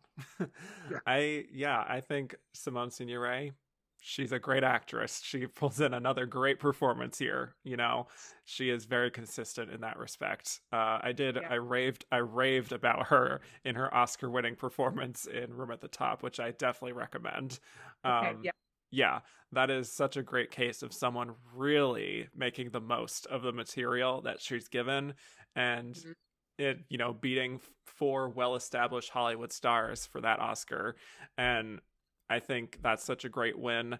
Here, I think she's pretty much in the same mode of what she was doing there, where she can, you know, just infuse so much meaning and complexity in the role beyond what is in the screenplay, but with even less to do here, because Right. she's Yeah. like a co-lead in Room at the Top. Here, I would argue that there's no real lead, generally Yeah. speaking. Like, it's all kind of the ensemble. And I think, yeah, she makes every scene count. At the same time, I do think it's the kind of performance where I'm not as blown away as you are necessarily, but it's the kind of thing where it's like she's just consistent. Like, I've Yeah. seen a few Simone Signoret performances, and this is the kind of thing she could do very well. Okay. I think the reason I am not as blown away is because the film itself I'm not really in love with. I just Mhm. think there's a lot going on, and there's, you know, it doesn't always reach its point with much speed. It's a long movie, is my point. It is. But this is a good performance, and she has that dark, mysterious aura to her that really works for the character, her being this revolutionary, someone who knows how to cause trouble, but it's made her into a bit of a legend in the community, and Mhm. she just really has that great mix of seeming like almost regal in a way, just a Mhm. way that even when she walks onto the boat, like her very first scene, she just carries herself with so much of like that, here I am. Yeah. And Yeah. you get everything you need to know about the character just for the way she walks onto the ship. But there's also like a frankness to her and just like a level headed quality to her. So it's not like Yeah. she's untouchable, you know? Right. She's still a person of the people in a Mhm. way. And that's Yeah. why she makes a lot of sense for this role. Yeah. Um, I guess it's Yeah. just hard for me to get like super excited about the performance because the material just isn't as strong for me. Um, Mhm. I mean, it's interesting in theory, obviously, the idea of a woman who has this past, who has this addiction, and who has this connection with the doctor on board, and they both find themselves kind of surprised by this romance. But I don't always feel super invested, to be honest. Like, obviously, Yeah. they do their best and they work really well together. Her and Oscar Werner, who plays the doctor, I think, have this really interesting chemistry together that I feel like is something you don't always see. Like, these two middle-aged people connecting in this interesting way. A lot of that I think is interesting, and I think she has the most compelling storyline by Mhm. far of Oh, everyone. yeah. Yeah, I like Vivian Leigh and her storyline too, but it feels like that romance with the doctor and Simone Signoret here is probably the heart of the film, I would Yeah. say. I would definitely agree. And yeah, I feel like maybe also because this is my first Simone Signoret, maybe if I had that sort of context of I watched an excerpt from Room at the Top Hmm. after watching the film. So maybe if I had more of that, then I'd be like, okay, I understand. And yeah, you're right. This movie is very a lot of things are happening at once. And I was kind of interested that she got actress. I don't know if this year they called it actress in a leading role because on the website it just said actress. So because I feel like this was very an ensemble cast, Hmm. and that was one of the things that I wished she had more of. Like if we just had a movie about her and the doctor, that would I would like that much more. Yeah. But I feel like each of the characters' stories were like vying for time in this film. So it was hard to really get that the character development of La Condessa and then also her relationship with the doctor. So I completely agree with you on that. But yeah, I feel like I said, you just from the little that you get from her, you just feel like she's so seasoned. And I also thought to myself when I was watching it, because she didn't do a whole lot of Hollywood films, I wonder if the fact that I don't know if France had any sort of codes or like, you know how like the Hays Code really determined movies back in the 30s, 40s, 50s. Hmm. So she wasn't really held to a sort of code. So maybe she had more creative freedom to kind of explore her characters and kind of have that experience. I kind of got that sense too. But yeah, with what little time she had and what little context of her character that she had, I feel like she did the most with it. And it was her character and the woman who was in love with the artist. She was also a favorite of mine, but that's a different story. But they both had the most intriguing stories in this film. I just feel like her character, La Condessa, is someone that I feel like women watching, specifically women in their middle age, might be able to sort of resonate with because, like I said, characters, women in their middle age usually got like the mother or like the grandmother or like no real meat in their characters. So now you have this character who has, meat and potatoes where you get to see, she is this flawed character who isn't set to one relationship, so to speak, where she has been divorced 3 times. She's not this housewife or like this maternal sort of character. I think that was probably, if I were an audience member at this time, I would have been blown away. I'd been like, wow, this is something new. So yeah, that's something that I really loved about her character. And then the fact that she was just so like comfortable on camera. Like you don't get those performances often where you're just comfortable, you know, but comfortable being so vulnerable and so raw with what you have. Like it's just it blew me away. I yeah, Yeah. I need to see more of her for sure. Like I said, Room at the Top, I think I highly would recommend to you because she is unreal in that film, and given more material, I think that's Yeah, probably what's preventing me from being like super blown away by it. Again, it's just like she reached such heights with that performance that this is like she's playing the hits. Like she does a really good job with this type of character, but that doesn't make it any less impressive. There's just such a an easy lived in energy that she brings to it. She doesn't raise her voice. She doesn't go for the easy big moments. Like she just seems like a woman who has had this wealth of personal experiences, and yeah, like she doesn't feel the need to change who she is for anyone else. She is just this confident person who has her beliefs and she sticks to them. Maybe she does have her vices, as we know, her addictions and everything, but she doesn't need to impress anybody.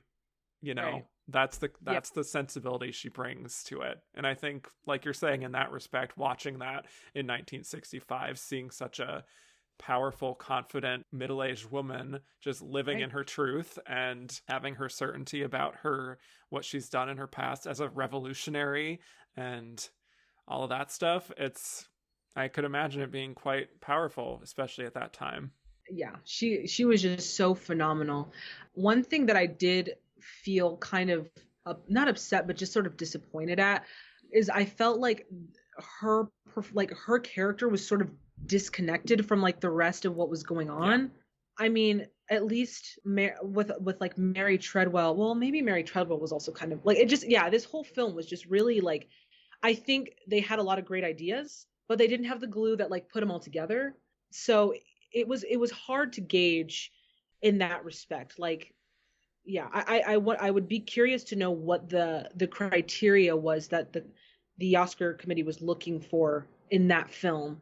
Might have just been like, oh, she just did a fantastic job because it was very hard to kind of keep up with like the speed at which they were trying to like get all these stories in. I think that's one of the things that I was a bit disappointed about in the film because it had a great idea. It didn't have like the glue that really set it all together for me. I Yeah.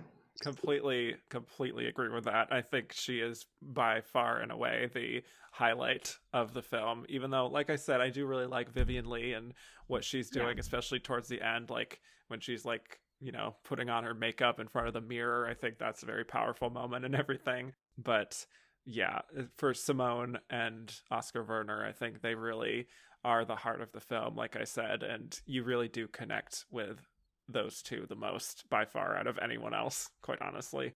I love the moment also where she very patiently is revealing her past experiences of like seeing the wealth inequality in her country and wanting to help people out.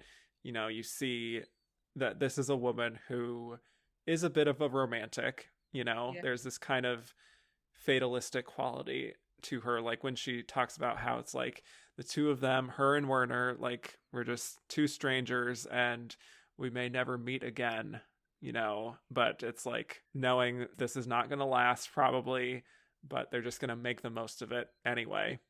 And then Exactly. that leads to that culminating moment where they kiss, and from then on out it feels like that sort of doomed romance, like a, you know, Jack and Rose in the Titanic kind of like, we know that these two are probably not gonna last to the end, but we're just gonna enjoy it for what it is while we still have it, which is really Yeah. sweet. Yeah. Exactly. Yeah. I agree. Like live in the moment type. Just knowing that time is fleeting, so we might as well just enjoy this as it happens. Yeah. I liked also how she was very curious and sympathetic about the doctor's like heart issues, which were never really fully like spoken about, Mm-hmm. but just the fact that I don't even think she had dialogue around it. I think she really used a lot of her nonverbals, like that moment when she like found the book. She was like naming off the titles of the book, and then she saw one regarding heart issues, and you just saw like the light in her eyes kind of drain a little when she realized like, oh, this person that I really am starting to care for and love has this thing that could potentially affect his life. So I loved that she was able to do that without dialogue and still convey to the audience that she really did have this care for the doctor and this sort of like love for him in that regard. I really loved that. And then, like you said, that ending where they kiss and it's just so romantic, even though we only, like you said, get like 27 minutes of them. It's just so romantic and but also so tragic because you know it's going to end, you know. But I think the way that she sort of plays off the romance with her nonverbals and her sort of body language really helps that end scene of their kiss. So Totally. yeah, I think it was fantastic. Yeah, I mean, she for me is like the master of not having to say anything, but Yeah, knowing exactly how she's feeling just with a look on her face, you know? right. And that's the kind Hmm. of presence on screen that I think is very hard to teach, quite honestly. Yes, And I feel absolutely. like the fact that she is not from Hollywood, that she was trained in France, maybe that is part of it. Like, I felt the same way about Sophia Loren and Anna Magnani in Italy, and I Yes. feel like that European sensibility sometimes can feel just less forced sometimes than what we saw sometimes in Hollywood. Yeah, no, I agree with you. I feel like honestly, if we're I'm kind of tangenting here, but I feel like that has to do somewhat with the production codes that we had here in Oh yeah, America. In Europe, they didn't have those sorts of right. holdups, so they were able to be more fluid with their performance, more creative. They were able to go places that we here or actors here in America were not allowed to go. And I think that by the time we started to realize, you know, codes were kind of going out and we were able to be more creatively free in the later years, I feel like European actors they were already ahead of their time. Like that they were already off. So you really see that, like you see that in her performance.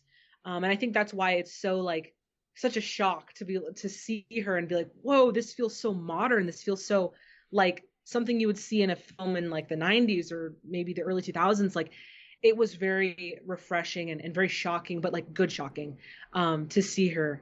Yeah, it's a shame to me that like I feel like if this comes out today, I don't think she is nominated in lead. I think she's probably nominated in supporting, and honestly, with the material and with the performance, she probably could have won. Yeah, Don't you absolutely. think? Yeah. Oh, absolutely. I could see it in a heartbeat. I think, yeah, she would have definitely won that supporting it today. She's fantastic. I could talk about her for hours. I need to see more of her work. She was, and then one other thing I wanted to say was I in my research I found that I guess she wasn't like conventionally beautiful. I think in like Hollywood standards, Right. I don't know if it was in standards in France. I didn't get that far, but I was actually kind of dumbfounded because I was like, she has this like allure to her where she doesn't have to be Marilyn Monroe. She doesn't have to be curvaceous but there's something in her face and her features that make her so sultry and beautiful and mysterious and yeah, I was astounded. I was like, how did they not think she was beautiful? I thought she was gorgeous. Yeah. But I just found that to be quite interesting. Yeah, and she looks incredible in this movie, by the way. She has so much, she carries herself with such screen presence. And yeah, I think for that, I mean, that's just like Hollywood being Hollywood in terms of like a very Right. narrow view of what's beautiful, you know? Yeah. So Yeah, I that's agree. unfortunate. But glad that Simone got this, even though there were only two nominations that she ended up getting. Glad that I got to talk about her two times here. Let's get to our big winner, shall we? Yes, we shall. All right. Julie Christie in Darling. So, Yes. a really fascinating performance to win from a character perspective, I will say. Julie Hmm. Christie is someone that we are going to be talking about off and on this show as we continue through Oscar history. She has three more nominations after this win, but so spread out that it's kind of remarkable. Her next one is for McCabe and Mrs. Miller in 1971, and then Afterglow in 1997, and then Away from Her in 2007. So she really ran the gamut and showed that, she still had it throughout the course of her career. She So sure love to did. see it. And Yep. Julie Christie was only in a handful of films before Darling. Her breakout was in a film called Billy Liar, which she got a BAFTA nomination for, and the film was directed by John Schlesinger, who is the director here for Darling, so they had an established relationship. Although apparently Shirley MacLaine was originally sought to play this role, which would have been a pretty different movie, I would imagine. I don't know. They have very different energies to me. But she was, of course, replaced here with Julie Christie. And I think it's also worth noting that Julie Christie was having a phenomenal year because 1965 was also the year of Dr. Zhivago, Right. which she also starred in and was also a Best Picture nominee. One of the highest grossing movies of all time. Another one. So Julie was really like happening at the moment. She was an icon of the swinging 60s, as they call it, hanging with the cool British jet set, you know, that kind of vibe. And she became an international star here with the release of these two movies. But let's talk about it. Let's talk about Darling. So Julie Christie plays Diana Scott, who is a model who finds herself dissatisfied with life, frequently bored. And so she sort of hops from place to place, person to person, in this sort of quest to find happiness, which involves also breaking up a family because of her affair with a guy who has a wife and kids, and then cheating on him with an ad executive, and then finding herself disillusioned with his lifestyle and trying to find herself in Rome, where she's modeling, and that's essentially what the film is about. You know, I don't want to say it's like plotless necessarily, but there's a big emphasis on the character study and the mood and almost like a slice of life kind of quality to it. So, Mia, would love to know your thoughts on Julie Christie, whether you have any relationship with Julie Christie as an actress, and what you think of her here in this Oscar-winning performance. Okay, yay. Well, yes, I have seen Dr. Zhivago, so I was able to see her performance in that. To be honest, I understand why she got the nomination for this film, or the win for this film, because just briefly, Zhivago, I feel like she didn't have the chance to really show her skills. She was more just there to kind of look pretty, in my opinion. But here in Darling, we really see her skills. Okay, like just watching it, I just felt like, how is this 1965? First of all, I was like, I know, this right? 65? What? I was freaking out for that. But then the fact that she's so game for like going to these places, there were so many themes like that were very much present in this that are, I think some of them are still kind of controversial today. So the fact that she was able to like go to that place very naturally and just kind of take it on and just do it was amazing to watch her.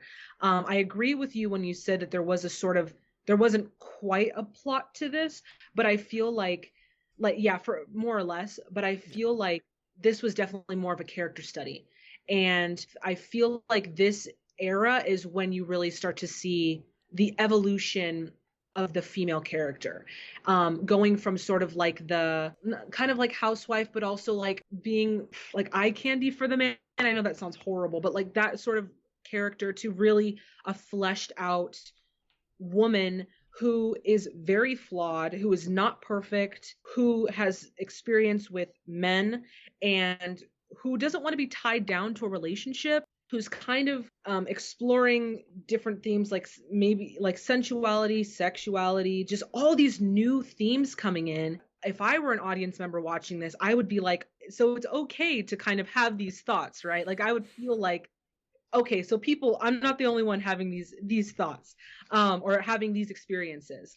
So I feel like she was just like the character that people wanted to see at this point. Like 20 years prior to this film, I go back to Brief Encounter because it's one of my favorite films, but that film was literally banned in Ireland because infidelity was so taboo. And now 20 years later, you see like infidelity galore. But I like the fact that she wasn't this pristine, perfect thing. She was trying to figure out herself in this world, trying to understand her power in the world, and kind of just like taking us along for the ride. You know, I really appreciated that in her character. I also really randomly loved that at the point where she became married to the prince, she was literally Princess Diana. I was like, Yes. oh my God, that's so cool. Like the S- people's Yeah. princess.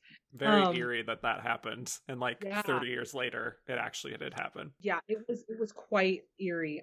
But yeah, I really loved her in this film. And I feel like it's just an indication of what audiences were demanding at this point. Like we want to see something new, something not done before.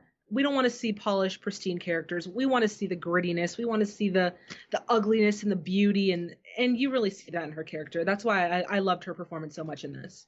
Yeah, I really enjoy this movie, which is Yeah. strange to say because it's not a crowd pleaser necessarily. It's not the Yeah. Sound of Music by any means. It's almost the Right. polar opposite of that. But I really like how much this film really does represent a certain era, a certain time in culture, and really very directly commenting on how people felt about sex, about Yeah. infidelity, about the state of society, our morals, and really trying to create this almost documentary like feel of capturing like the current mood of how things are going, where things are going, not sugarcoating anything. And it's all part of that British new wave. And Julie Christie just really fits into that so perfectly. Yeah. Um, she is an actress that I can't say that is like one of my favorites necessarily. Like I love other actresses, but I do really, really like her a lot. She has this very easy kind of unforced quality about her that I think makes her a very watchable screen Mhm. presence. And I do think, I know some people may disagree. I think she just has a kind of X factor to her of kind Mhm. of being a little mysterious, but you kind of find yourself really drawn to her and what she's doing, a little bit like Simone Signoret in that respect. It feels so different from the style of like the studio system acting that I've been talking about for so long now on this show. Like Yeah. there's very little theatrics in it. She's not even trying to make you like her. She's just Right. existing as this character. And Yeah. I think when people watch this performance, knowing that she beat a truly iconic performance in Julie Andrews in The Sound of Music, you look at what Julie Christie is doing in comparison, and some people might find it doesn't quite measure up to that, or maybe the performance doesn't feel like it has that kind of technical quality that people look for in a Best Actress winning performance. And if you don't vibe with Julie Christie, then you don't vibe with Julie Christie, and that's it. But Yeah. I really like her approach here, and it's another performance from this lineup that looks kind of effortless, but really isn't.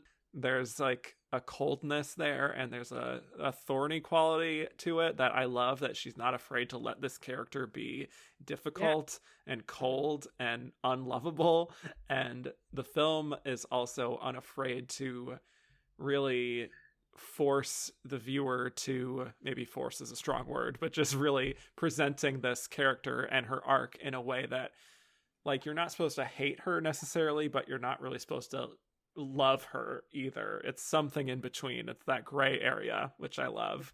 And Yeah. there's a way she plays it too, where she can be immature sometimes with the way she carries herself, even some of her line readings, intentionally immature, where like Diana, maybe she's not getting her way. And there's kind of like this youthful immaturity. But then there's also, I think, the key to the film is that sense of loneliness and that boredom that she feels with her life and just being so dissatisfied, and how like no matter what she does, she just can't find that magic, whatever it is, that allows her to be happy. And no Right. matter how hard she tries to replace the people in her life and create all these different variables, it's just never enough. And I Yeah. think that's such a fascinating theme to be tackling in 1965, because I think probably a lot of people felt the same way, but that wasn't really being reflected in a lot of other films at the time. Yeah, I completely agree with you. I feel like she was sort of almost like a symbol, because you said like she isn't begging you to like her or to dislike her. I feel like she really is more like a symbol of what people wanted, or what people might have been experiencing in life but hadn't been It hadn't been conveyed in film. So then you get this character where you're starting to see things that maybe you've gone through or maybe you've talked about or pondered. And it's very intriguing, especially in an environment where, you know, you're really starting to see that evolution of like old Hollywood to new Hollywood. For me, this was like the perfect time to make this film and the perfect example of like the turning point of the 60s. So I just feel like it really was reflective of the audience and what they wanted and what they were feeling. I really liked it. I found it quite interesting though. One theme that I want to kind of get into without really getting into was the fact that they literally had like a scene of her kind of having an abortion. I felt like that was, but it also kind of felt like it wasn't something that was like the huge point of that particular scene. It was just like, yeah, I'm doing this and we're moving on with life now. Like it was so like fleeting. And I was like, that's amazing that, you know, they're able to kind of go through these harder topics, but in a very like, in a way that's not, they're not like making it so grandiose where it's like, this is now become the issue that we're talking about. It's just all these different things that are probably flying around in society. And, you know, you can put whatever thoughts you have on it for yourself. It's not trying to get you to like, you know, be one way or another. It's just like, this is happening, this happens. And, you know, what do you think about it or what do you don't think about it? So I really liked that. Yeah, I agree. Yeah. And there is that matter of fact way of approaching it that I really love about the film itself and her performance. I think you're seeing that she hasn't really examined what's going on with her. Like, what is the root of her unhappiness? And she hasn't gone to therapy for it, which I think is very evident. And it's this very subtle mix, I think, of her having those immature qualities and that very mature sense of depression that she really threads the needle really well as a performer. That there's just like an emotional honesty, I think, that I really respond to, because even though I'm not some international model like living the jet set life and having affairs with ad executives or whatever, I do understand that feeling. I get what she's going through and feeling like you're kind of trying to figure out who you are and what will make you happy. I think she really, really nails that part of it. One thing I was curious about for you is like, there's this very, like, there's a narration element to the film. Yeah. Like, especially in the beginning. And she has like this very conversational tone in the narration. It's not just like this dull line reading kind of thing. That feels like her innermost thoughts that she's kind of sharing with us. I was curious if you had any thoughts on just the way she narrates her own life in that respect. Well, when I first watched it, I thought that she was like giving an interview to like, I thought she'd like wrote a book and like was giving an interview on her life past experiences. But then as you begin to watch it, you're really starting to feel like maybe she is just kind of reflecting on, you know, different moments in her life that she found to be very key in self-discovery. Because by the point I figured by the point that she actually had that sort of dialogue either with herself or with an interviewer, she kind of understood or came to a full like self-realization of what makes her happy or her place in the world. So she's just kind of reflecting on points where she was either really confused or really sober and really like clear about what she wanted. But I think I did, now that you mentioned it, I think I really do like that element, because it is something that eventually all of us go through. We're all in this world trying to figure out who we are, what we like, what we don't like. And then at some point we kind of come to a sort of happy existence where we're like, we're happy with the way that we are. We've done these things, we haven't done these things, and it's like a self-reflect that we do. So it's almost really more giving her more of like a relatability to the audience. Like, you know, everyone has this moment, this is my moment, and I'm sharing it with you now. So yeah, I think that was actually a really clever component to this film in terms of just like being able to kind of gauge or have that sort of dialogue with the audience and getting them more engaged in this story as a whole. I think it was very smart to do that.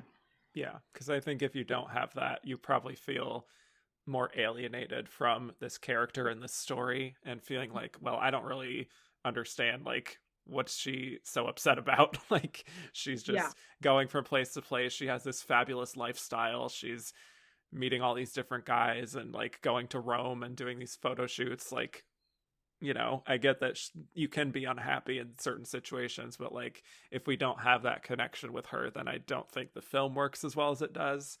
Right. And another thing I wanted to pinpoint is that scene where, or that sequence where she becomes pregnant, as you mentioned earlier, that she eventually has an abortion. But I love leading up to that. It's like she becomes obsessed with now having that status of being like a potential mother. Like, oh, Yeah. like now I can be a mother. Maybe that I will find satisfaction in. And she hadn't Yeah. really thought about what that would actually entail, you Right. know, which is Mhm. that for her, like she says, it would ruin her career. And so she has the abortion. And what I think is so good about the performance is that she's really just living like moment to moment. Right. And Yeah. I think it's kind of hard to explain, but I feel like she as an actress is not judging the character. Like we're not seeing her really overdo those decisions and sort Mhm. of making certain moments to get like an easy win from the audience. You know, she's just like, she's in it. Like she has no regard for the audience almost. Yeah. And, you know, it's just like she's like the rest of us, like making decisions, trying to improve our own happiness. We don't necessarily know what's coming as a result of whatever we do. We can only hope that it's good, you know? So I think there's something very, I don't know, very modern feeling, I guess, about the performance and about the film in that respect. Yeah, yeah, I agree. I liked the sequence where she is left, like after she marries the prince, and he has all these, you know, princely duties to do. She starts to realize the full gravity of her decision in marrying him and what it really means to be a princess. And I loved that they used that the cinematography there of that long shot of her just walking and slowly undressing and just, it's almost like she's really like revealing the layers of herself and what she's going through in that situation. And it was like, it was really captivating in my opinion. I feel like I really started to understand sort of a little bit where her mind was going and how she really felt about her decisions. You really felt her loneliness in that moment.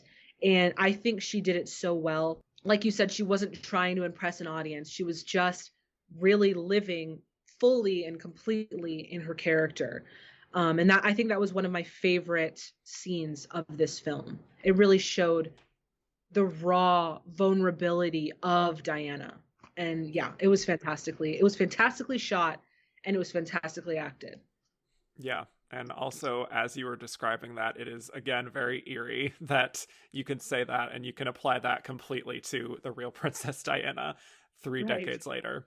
Yeah. Just like that loneliness and that feeling of isolation. Yeah, very, very strange. But yeah, by the end, reaching that top echelon, you know, status wise, becoming a literal princess. And it's like she's more dissatisfied than ever. And Yeah. that sort of faraway look that she has just says everything without her ever having to vocalize how it is that she's feeling.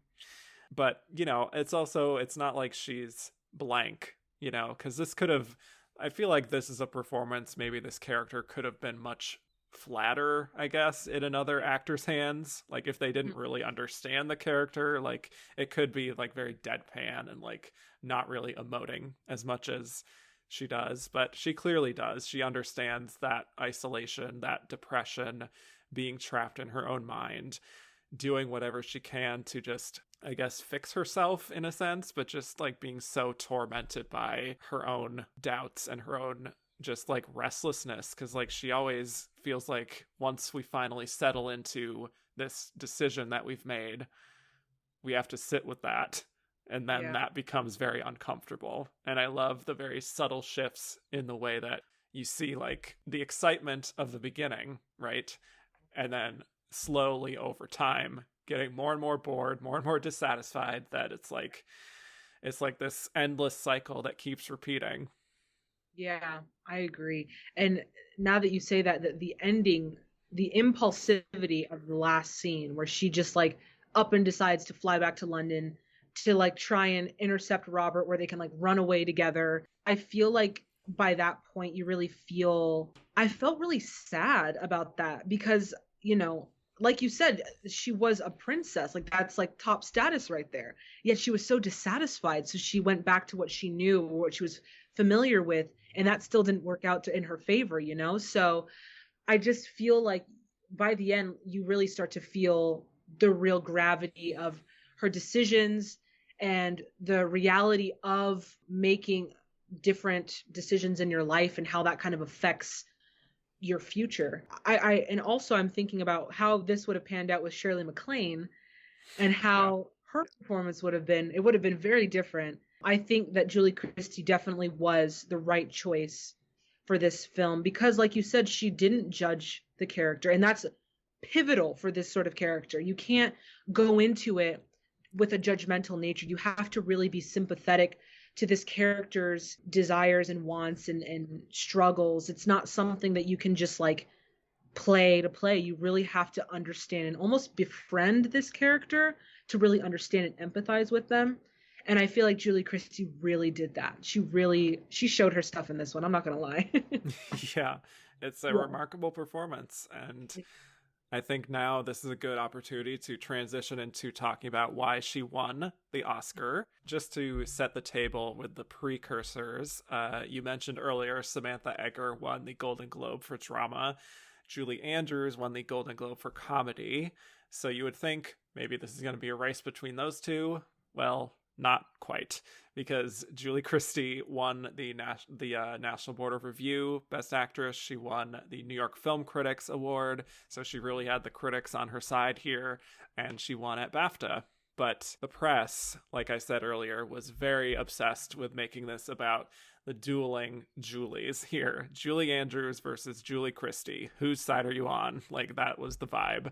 And yeah, really pitting them against each other. And again, from all accounts, they were on very friendly terms. Like, this was not a rivalry by any means. Yeah. But in terms of just like how people felt about them, Julie Christie really became this new sort of object of fascination, I guess you could say. The it girl. She was on the cover of Newsweek, who said, like, it's the year of Julie Christie. Like, she really was it.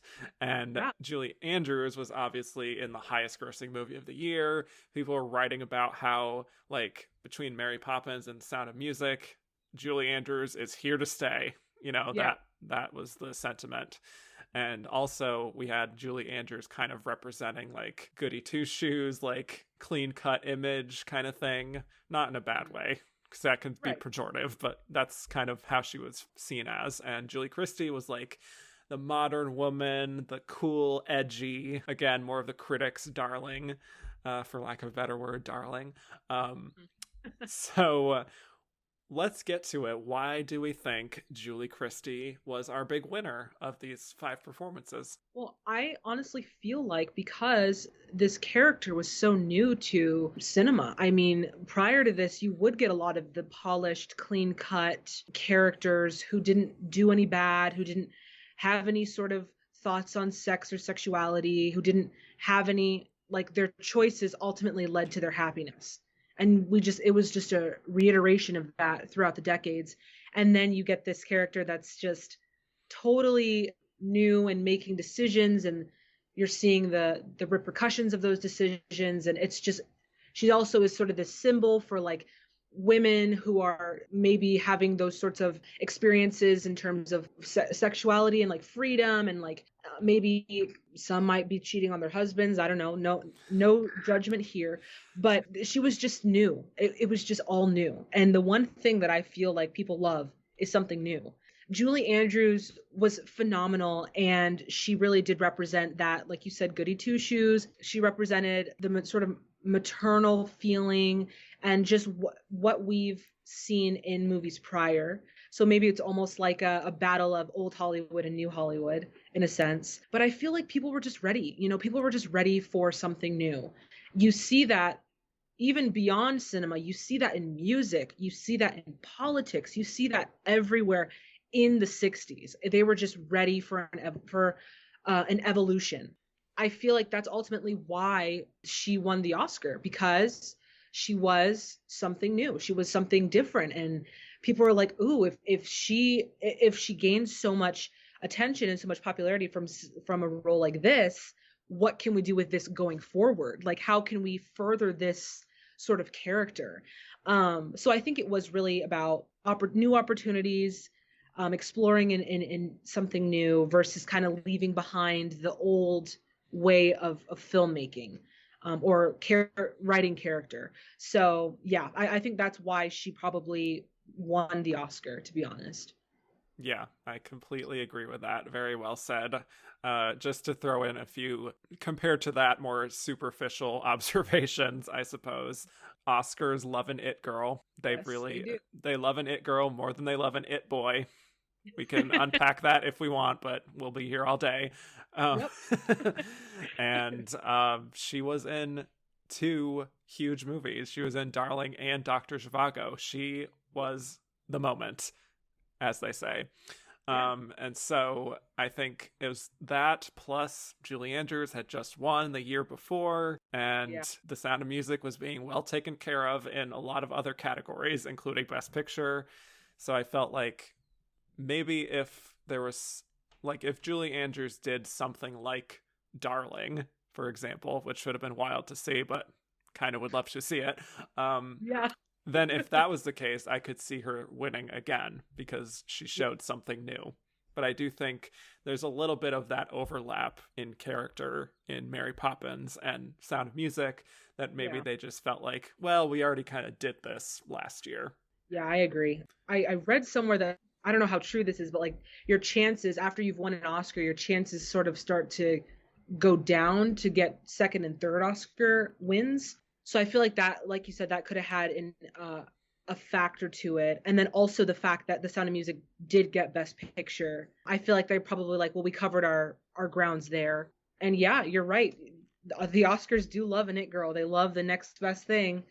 You see it all over it, So I agree with you. Yeah. And maybe kind of like you were sort of saying, just like looking at a character like this, and maybe there were actors and other artists in the Academy being like, wow, like, we admire you, Julie Christie, for pulling off a performance like this and Yeah.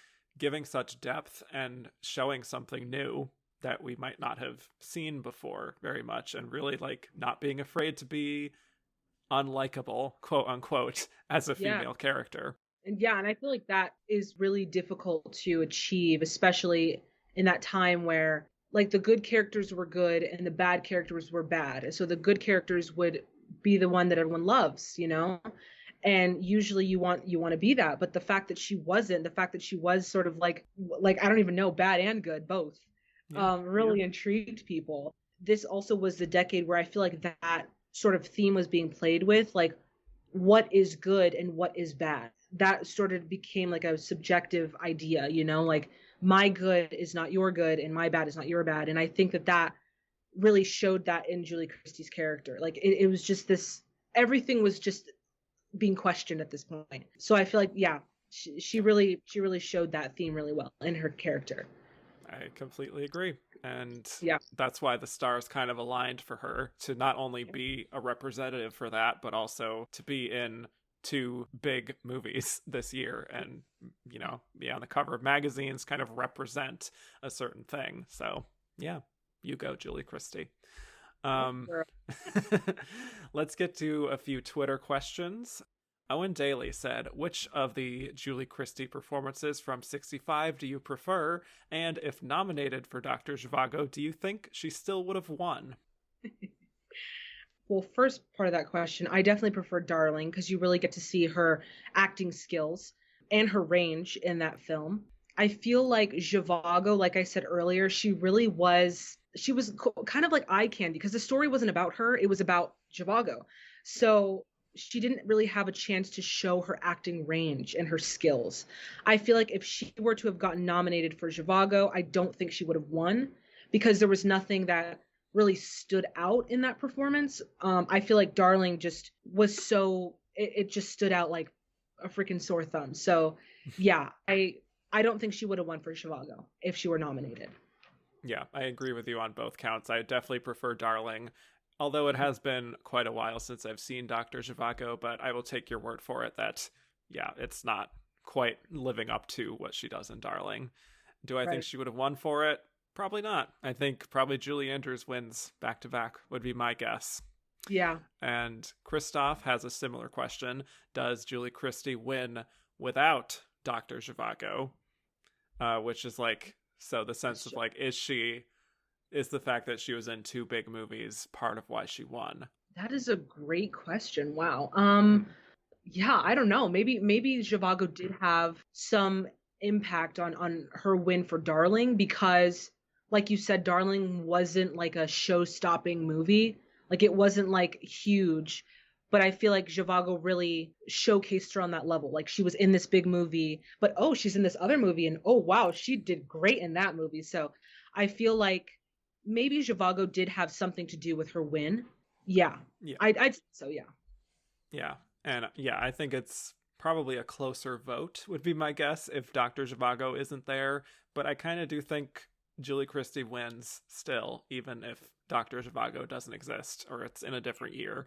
Just because, like, also, we didn't really talk about this, but the film really overperformed compared to expectations. Like, getting into Best Picture, Best Director, winning Best Original Screenplay, like, they really loved this movie beyond her. So I think the Right. film itself was strong enough to carry her.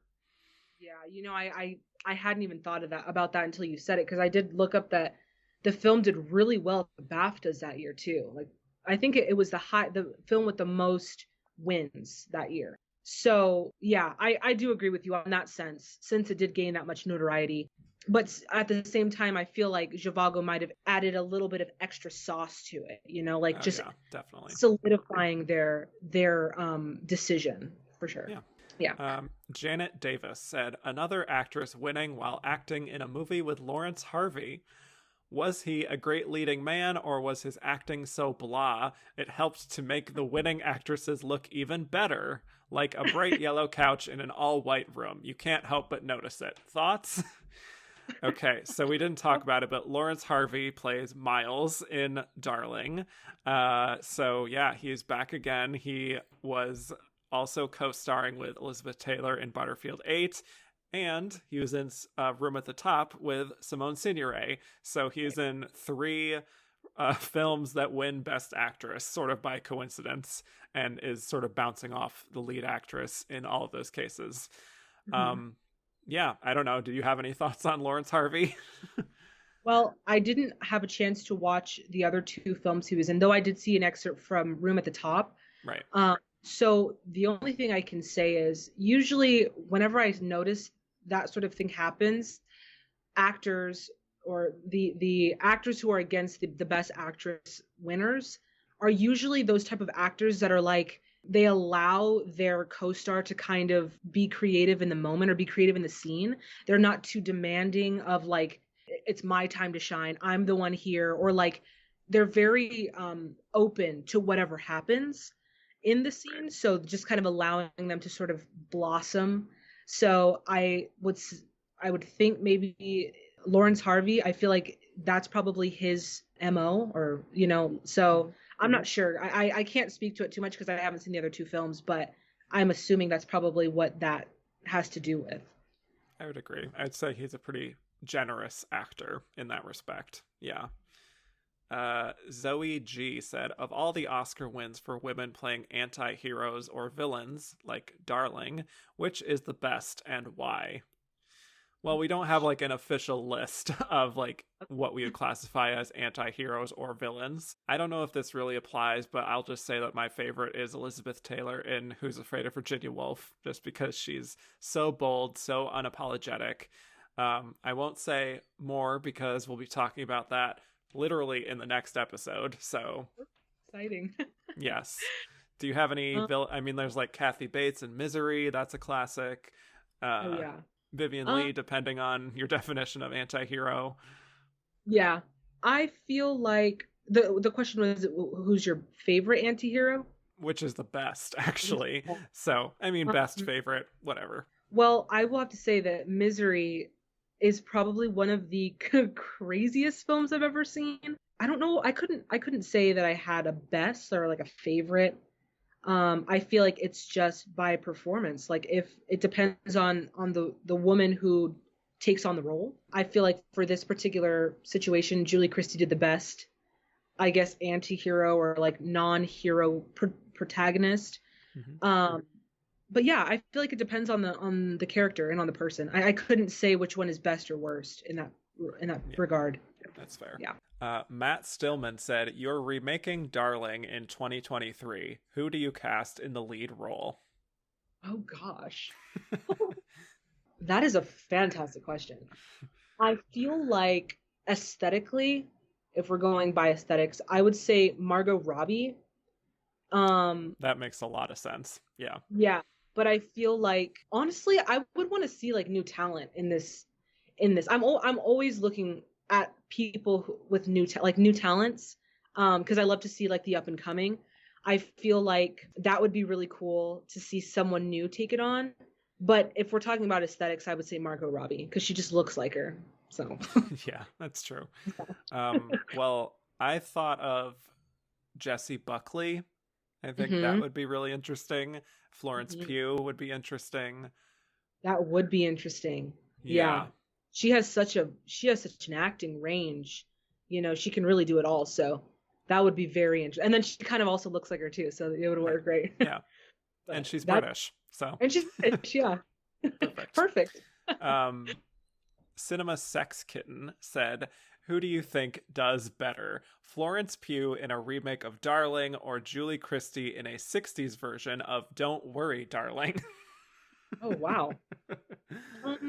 Very clever. Wow, that is clever. Like I said, Florence in a remake of Darling, I think would be better. But yeah. Yeah. I haven't seen Don't Worry, Darling. I've seen scenes of it. You don't have to. I feel like, okay, yeah. I've heard good things about it. But I feel like either actress could probably take it on, either actress could take on either role. But I agree with you. I think Florence Pugh as Darling would be very intriguing to watch. And also how they would kind of, now, obviously we're in modern age and there are no codes, there are none of that. So what would they do with that and how could they take it even further? That would be interesting to see. I would like to see it. Yeah. Mark Brinkerhoff said, "Is Julie Christie in Darling the most daring winner of the 60s?" I assume they mean in Best Actress. I think so, probably. I mean, I think both Elizabeth Taylor performances are pretty daring. Katharine Hepburn in The Lion in Winter is pretty daring, at least for her. But yeah, I think there's something very like atypical about this performance winning Julie Christie that, yeah, I might give her the edge as the most daring. Yeah, I agree with you. I feel like I haven't seen a film quite like this one in that decade, or in any decades prior to that really went to those lengths and was able to be so successful. So yeah, I agree with you. Yeah. This is a super Oscar nerdy question from E. Merman's Purse. If Julie Christie doesn't get the award this year for Darling, when or if does she get it? It appears she may be a very likely runner-up in 2 future episodes.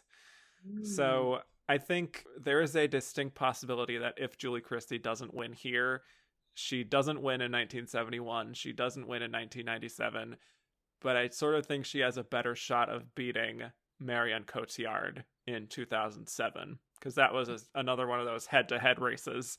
And I think the fact that Julie Christie had already won for Darling was a big reason that she didn't end up winning for Away From Her in 2007, and what led to Marion Cotillard winning. So that would be my answer to that. I'm not well versed in all of the Oscars, so I'm going to take your word for it and just go with what you said. Okay. Both Andrew Carden and Zoe G want to know, if Julie Andrews didn't win for Mary Poppins, would she have won for The Sound of Music? Oof, that's tough. I feel like it would have been a harder decision for the Academy because, I mean, again, Julie Christie her role was just so necessary. And I feel like it just would have been I feel like no, honestly. I feel like Julie Christie still would have won Darling because the role was just so, it was just so necessary.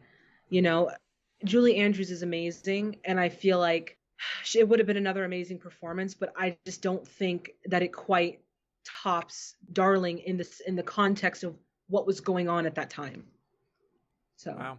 Yeah. yeah. I was gonna come into this question being like, yes, Andrews does win, but you may have convinced me that it would have been a lot closer than I thought. Yeah. Yeah. Well, I'll be different and just say that yes, she would have won for Sound of Music if she didn't win for Mary Poppins. Because again, Julie Andrews fever at that time. So I Yeah. assume part of why she didn't win is because she had won the year before. But who knows? Maybe you're right. Maybe it's just Julie Christie all the way and Julie Andrews never wins an Oscar. Who knows? Alternate history. Alternate Um, history. uh, Amy Thomason said, if you had the chance to give Julie Andrews the Oscar for The Sound of Music, but had to take it away from her for Mary Poppins, would you do it? Honestly, I would say yes, because I feel like what Mary Poppins did was like, I just feel like it was so iconic. And I feel like, in my opinion, I feel like she should have won more for Mary Poppins over The Sound of Music, in my personal opinion, just because what Mary Poppins did for me and like what I know about that film, I just feel like it's just more iconic. And The Sound of Music is great, but I feel like she just kind of is. I don't know. It's hard. I feel like It's hard, I know. You know what? I will say, if I had the option, I mean, I just got done talking about 64, so there are other performances in that year that I think are really great that would also be worthy of a win. Either way, I'd want Julie Andrews to have an Oscar for this stage in her career, so I'll just say that I'm fine with how things played out in real life. Let's just say that. yeah. Um, Jeremy Kaplan said a journalist famously consoled Julie Andrews after she didn't win back to back Oscars by saying that at least she avoided the Louise Reiner jinx. Do you think she did? Would her career have been any different if she had won twice? Yeah, so to explain it to people who don't know what the Louise Reiner curse is, she won back to back Best Actress Oscars for The Great Earth and The Great Ziegfeld and The Good Earth in the 30s. And then she had some trouble living up to those expectations after that and decided to leave Hollywood. And so if Julie Andrews does win back to back, do we think maybe her career struggles after that? Like, that's a big deal to win two in a row. Like, how do you live up to that expectation? Yeah, I think it is a lot of shoes to fill once you've won two back-to-back Oscars, because it's like, okay, how am I going to top the next Right. year?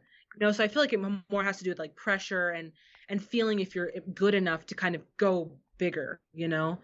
Uh, Sammy Flowers said, let's assume Maria is not available. In what order would you entrust the care of the Von Trapp children with the other four characters in this lineup as their caretaker? Oh boy. Um, I don't know if I would trust any of these characters with I those don't think so. children. Just I being mean, honest. I feel like maybe Miranda Gray, possibly. Like, if she wasn't in the situation that she was in, I feel like since we don't know much about her, we could just assume that she's probably a nice person. A fair So point. Yeah. maybe she'd be the next one on the list. And then after that, oh God, I don't know. I feel like definitely Diana Scott last. And then Agreed. Completely. I know, yeah, like definitely last. Then probably La Condessa.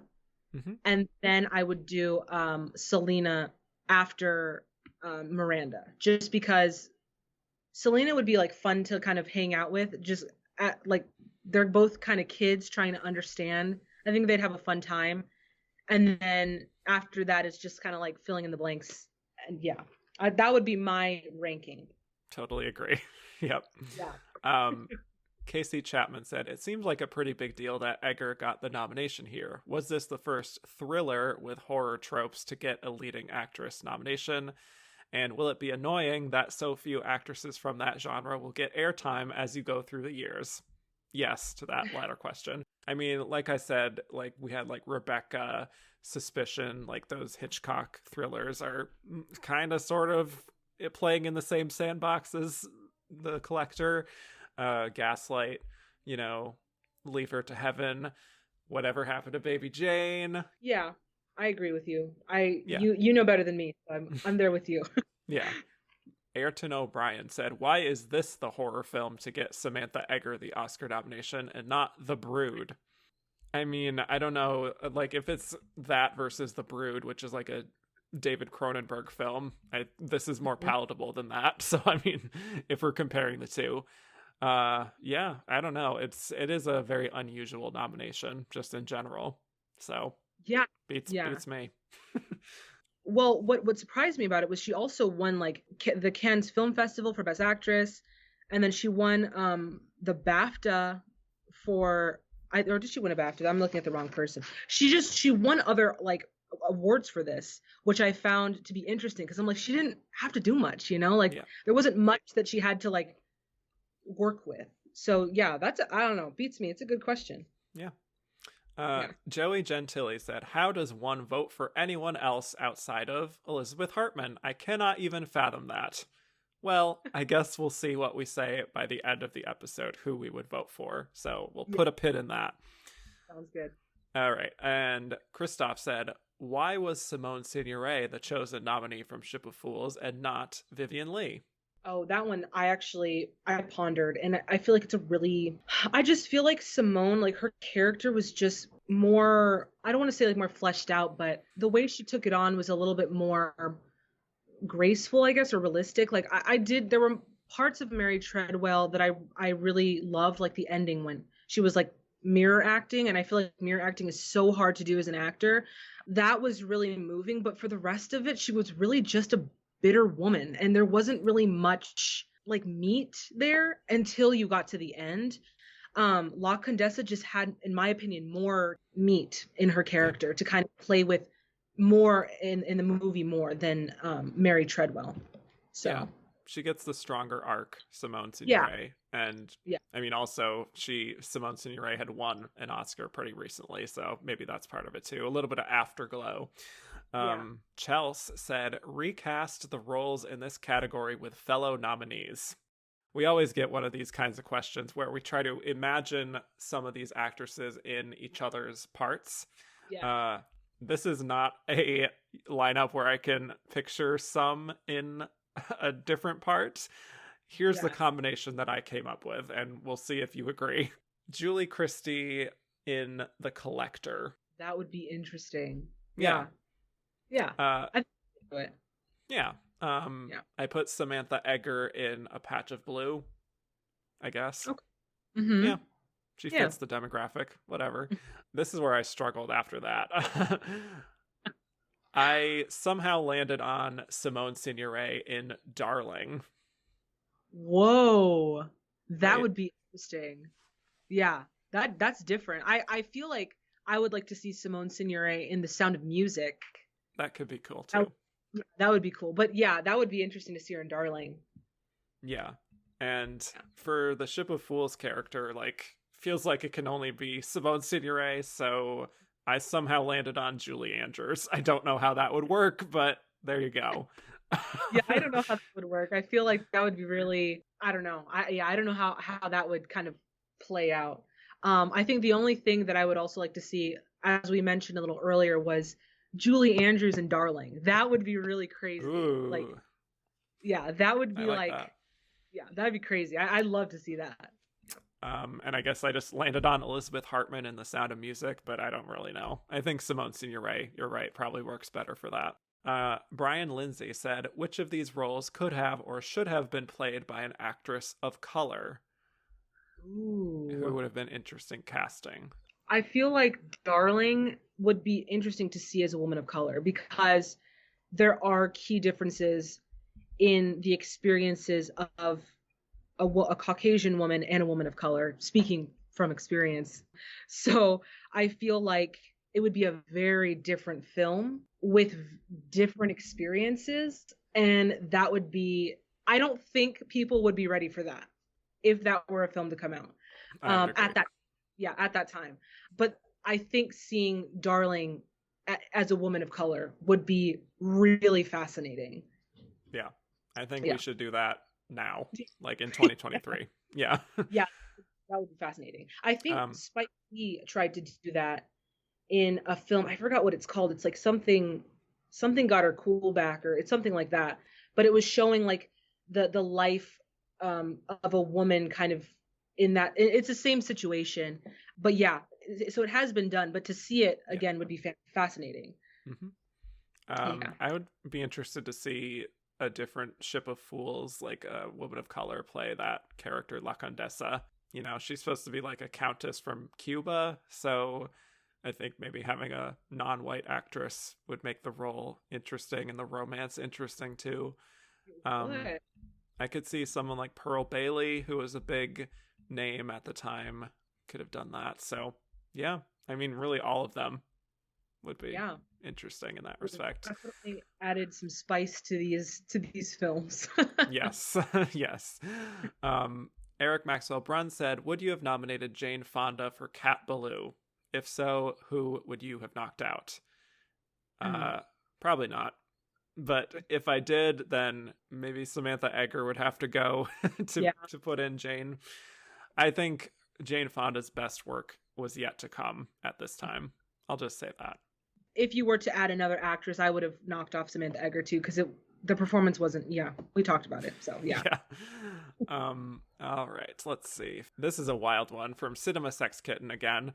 Okay. 1965 is the year Jeopardy moves to noon and thus becomes iconic. Rank these 5 characters by how well they would do in Jeopardy. Oh my gosh, that is a lot of. Wow, that's a lot of thought. Yeah. You want to take this one?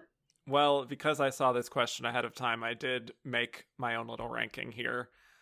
I think La Condesa has seen a lot of the world and knows a lot, so I'm going to put her as number 1. Probably Yes, would have done the best. Yeah. Julie Andrews in as Maria seems like she's pretty well read, so I'll put her number 2. Samantha Eggar, she's playing a college student. She knows some stuff. We'll put her at number 3, but also some of her choices by the end of that movie are like, is she all that smart? Who knows? But next, I would say Julie Christie as Diana Scott. Just like, you know, she's been with sophisticated people. I don't know how well read she is per se, but I guess by default I would have to put Selena Elizabeth Hartman in last, because like the whole part of the story is that she doesn't really know a lot about the world. So maybe she will at some point, but not now. All right. One more question from Hi Girls, Hi Louise. Who's in 6th place? Who is the 6th placer who does not get the nomination here?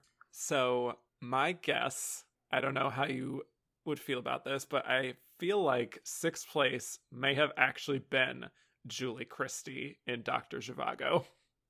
Yeah, I agree. Because she is, again, there's not much there for her to draw from, you know? She's really just like the object of Zhivago's desire. She's not like a complicated character. So yeah, I agree with you. I think that's pretty fair. I think that's why she didn't get, obviously, the nomination for Zhivago, but I do think she could have maybe gotten some votes just from the popularity of the film. So, there you go. I agree. And it's time for our final segment at last, where we will decide who we think was the runner-up of this Best Actress category. I think this is rather obvious, but Mia, what do you think? What is your verdict? Who was number 2? Well, for me, it was actually I was torn, because I feel like just because of how big the movie was, I feel like it would be Julie Andrews would be number 2. But personally, I don't know if it's time for this yet, but I would have voted for Simone Signoret, because I loved her performance, and she blew me away with the small things she did. Because again, this is my first time watching her, so I would have voted for her. But as a runner-up, I think it was Julie Andrews, just because of how big that film was and how well it did. Had Julie Christie not have been nominated, it would have gone to Julie Andrews. Easy. I completely agree. Julie Andrews, one of the easiest verdicts to make for me thus far doing this show. Julie Andrews, far and away runner-up here. I think maybe someone like Elizabeth Hartman could have contended as well, because that's a very impressive performance just on merit, you know. Oh yeah. But Absolutely. yeah, Julie Andrews is the battle of the two Julies, as the press said. And you already answered that, but I was going to say, who would you have voted for? I love that answer of Simone Signoret. I think that's not an answer that you hear as often when I talk to other people who talk about this race. Like, is it Julie Andrews? Is it Julie Christie? Is it Elizabeth Hartman? So I appreciate that answer. I really do.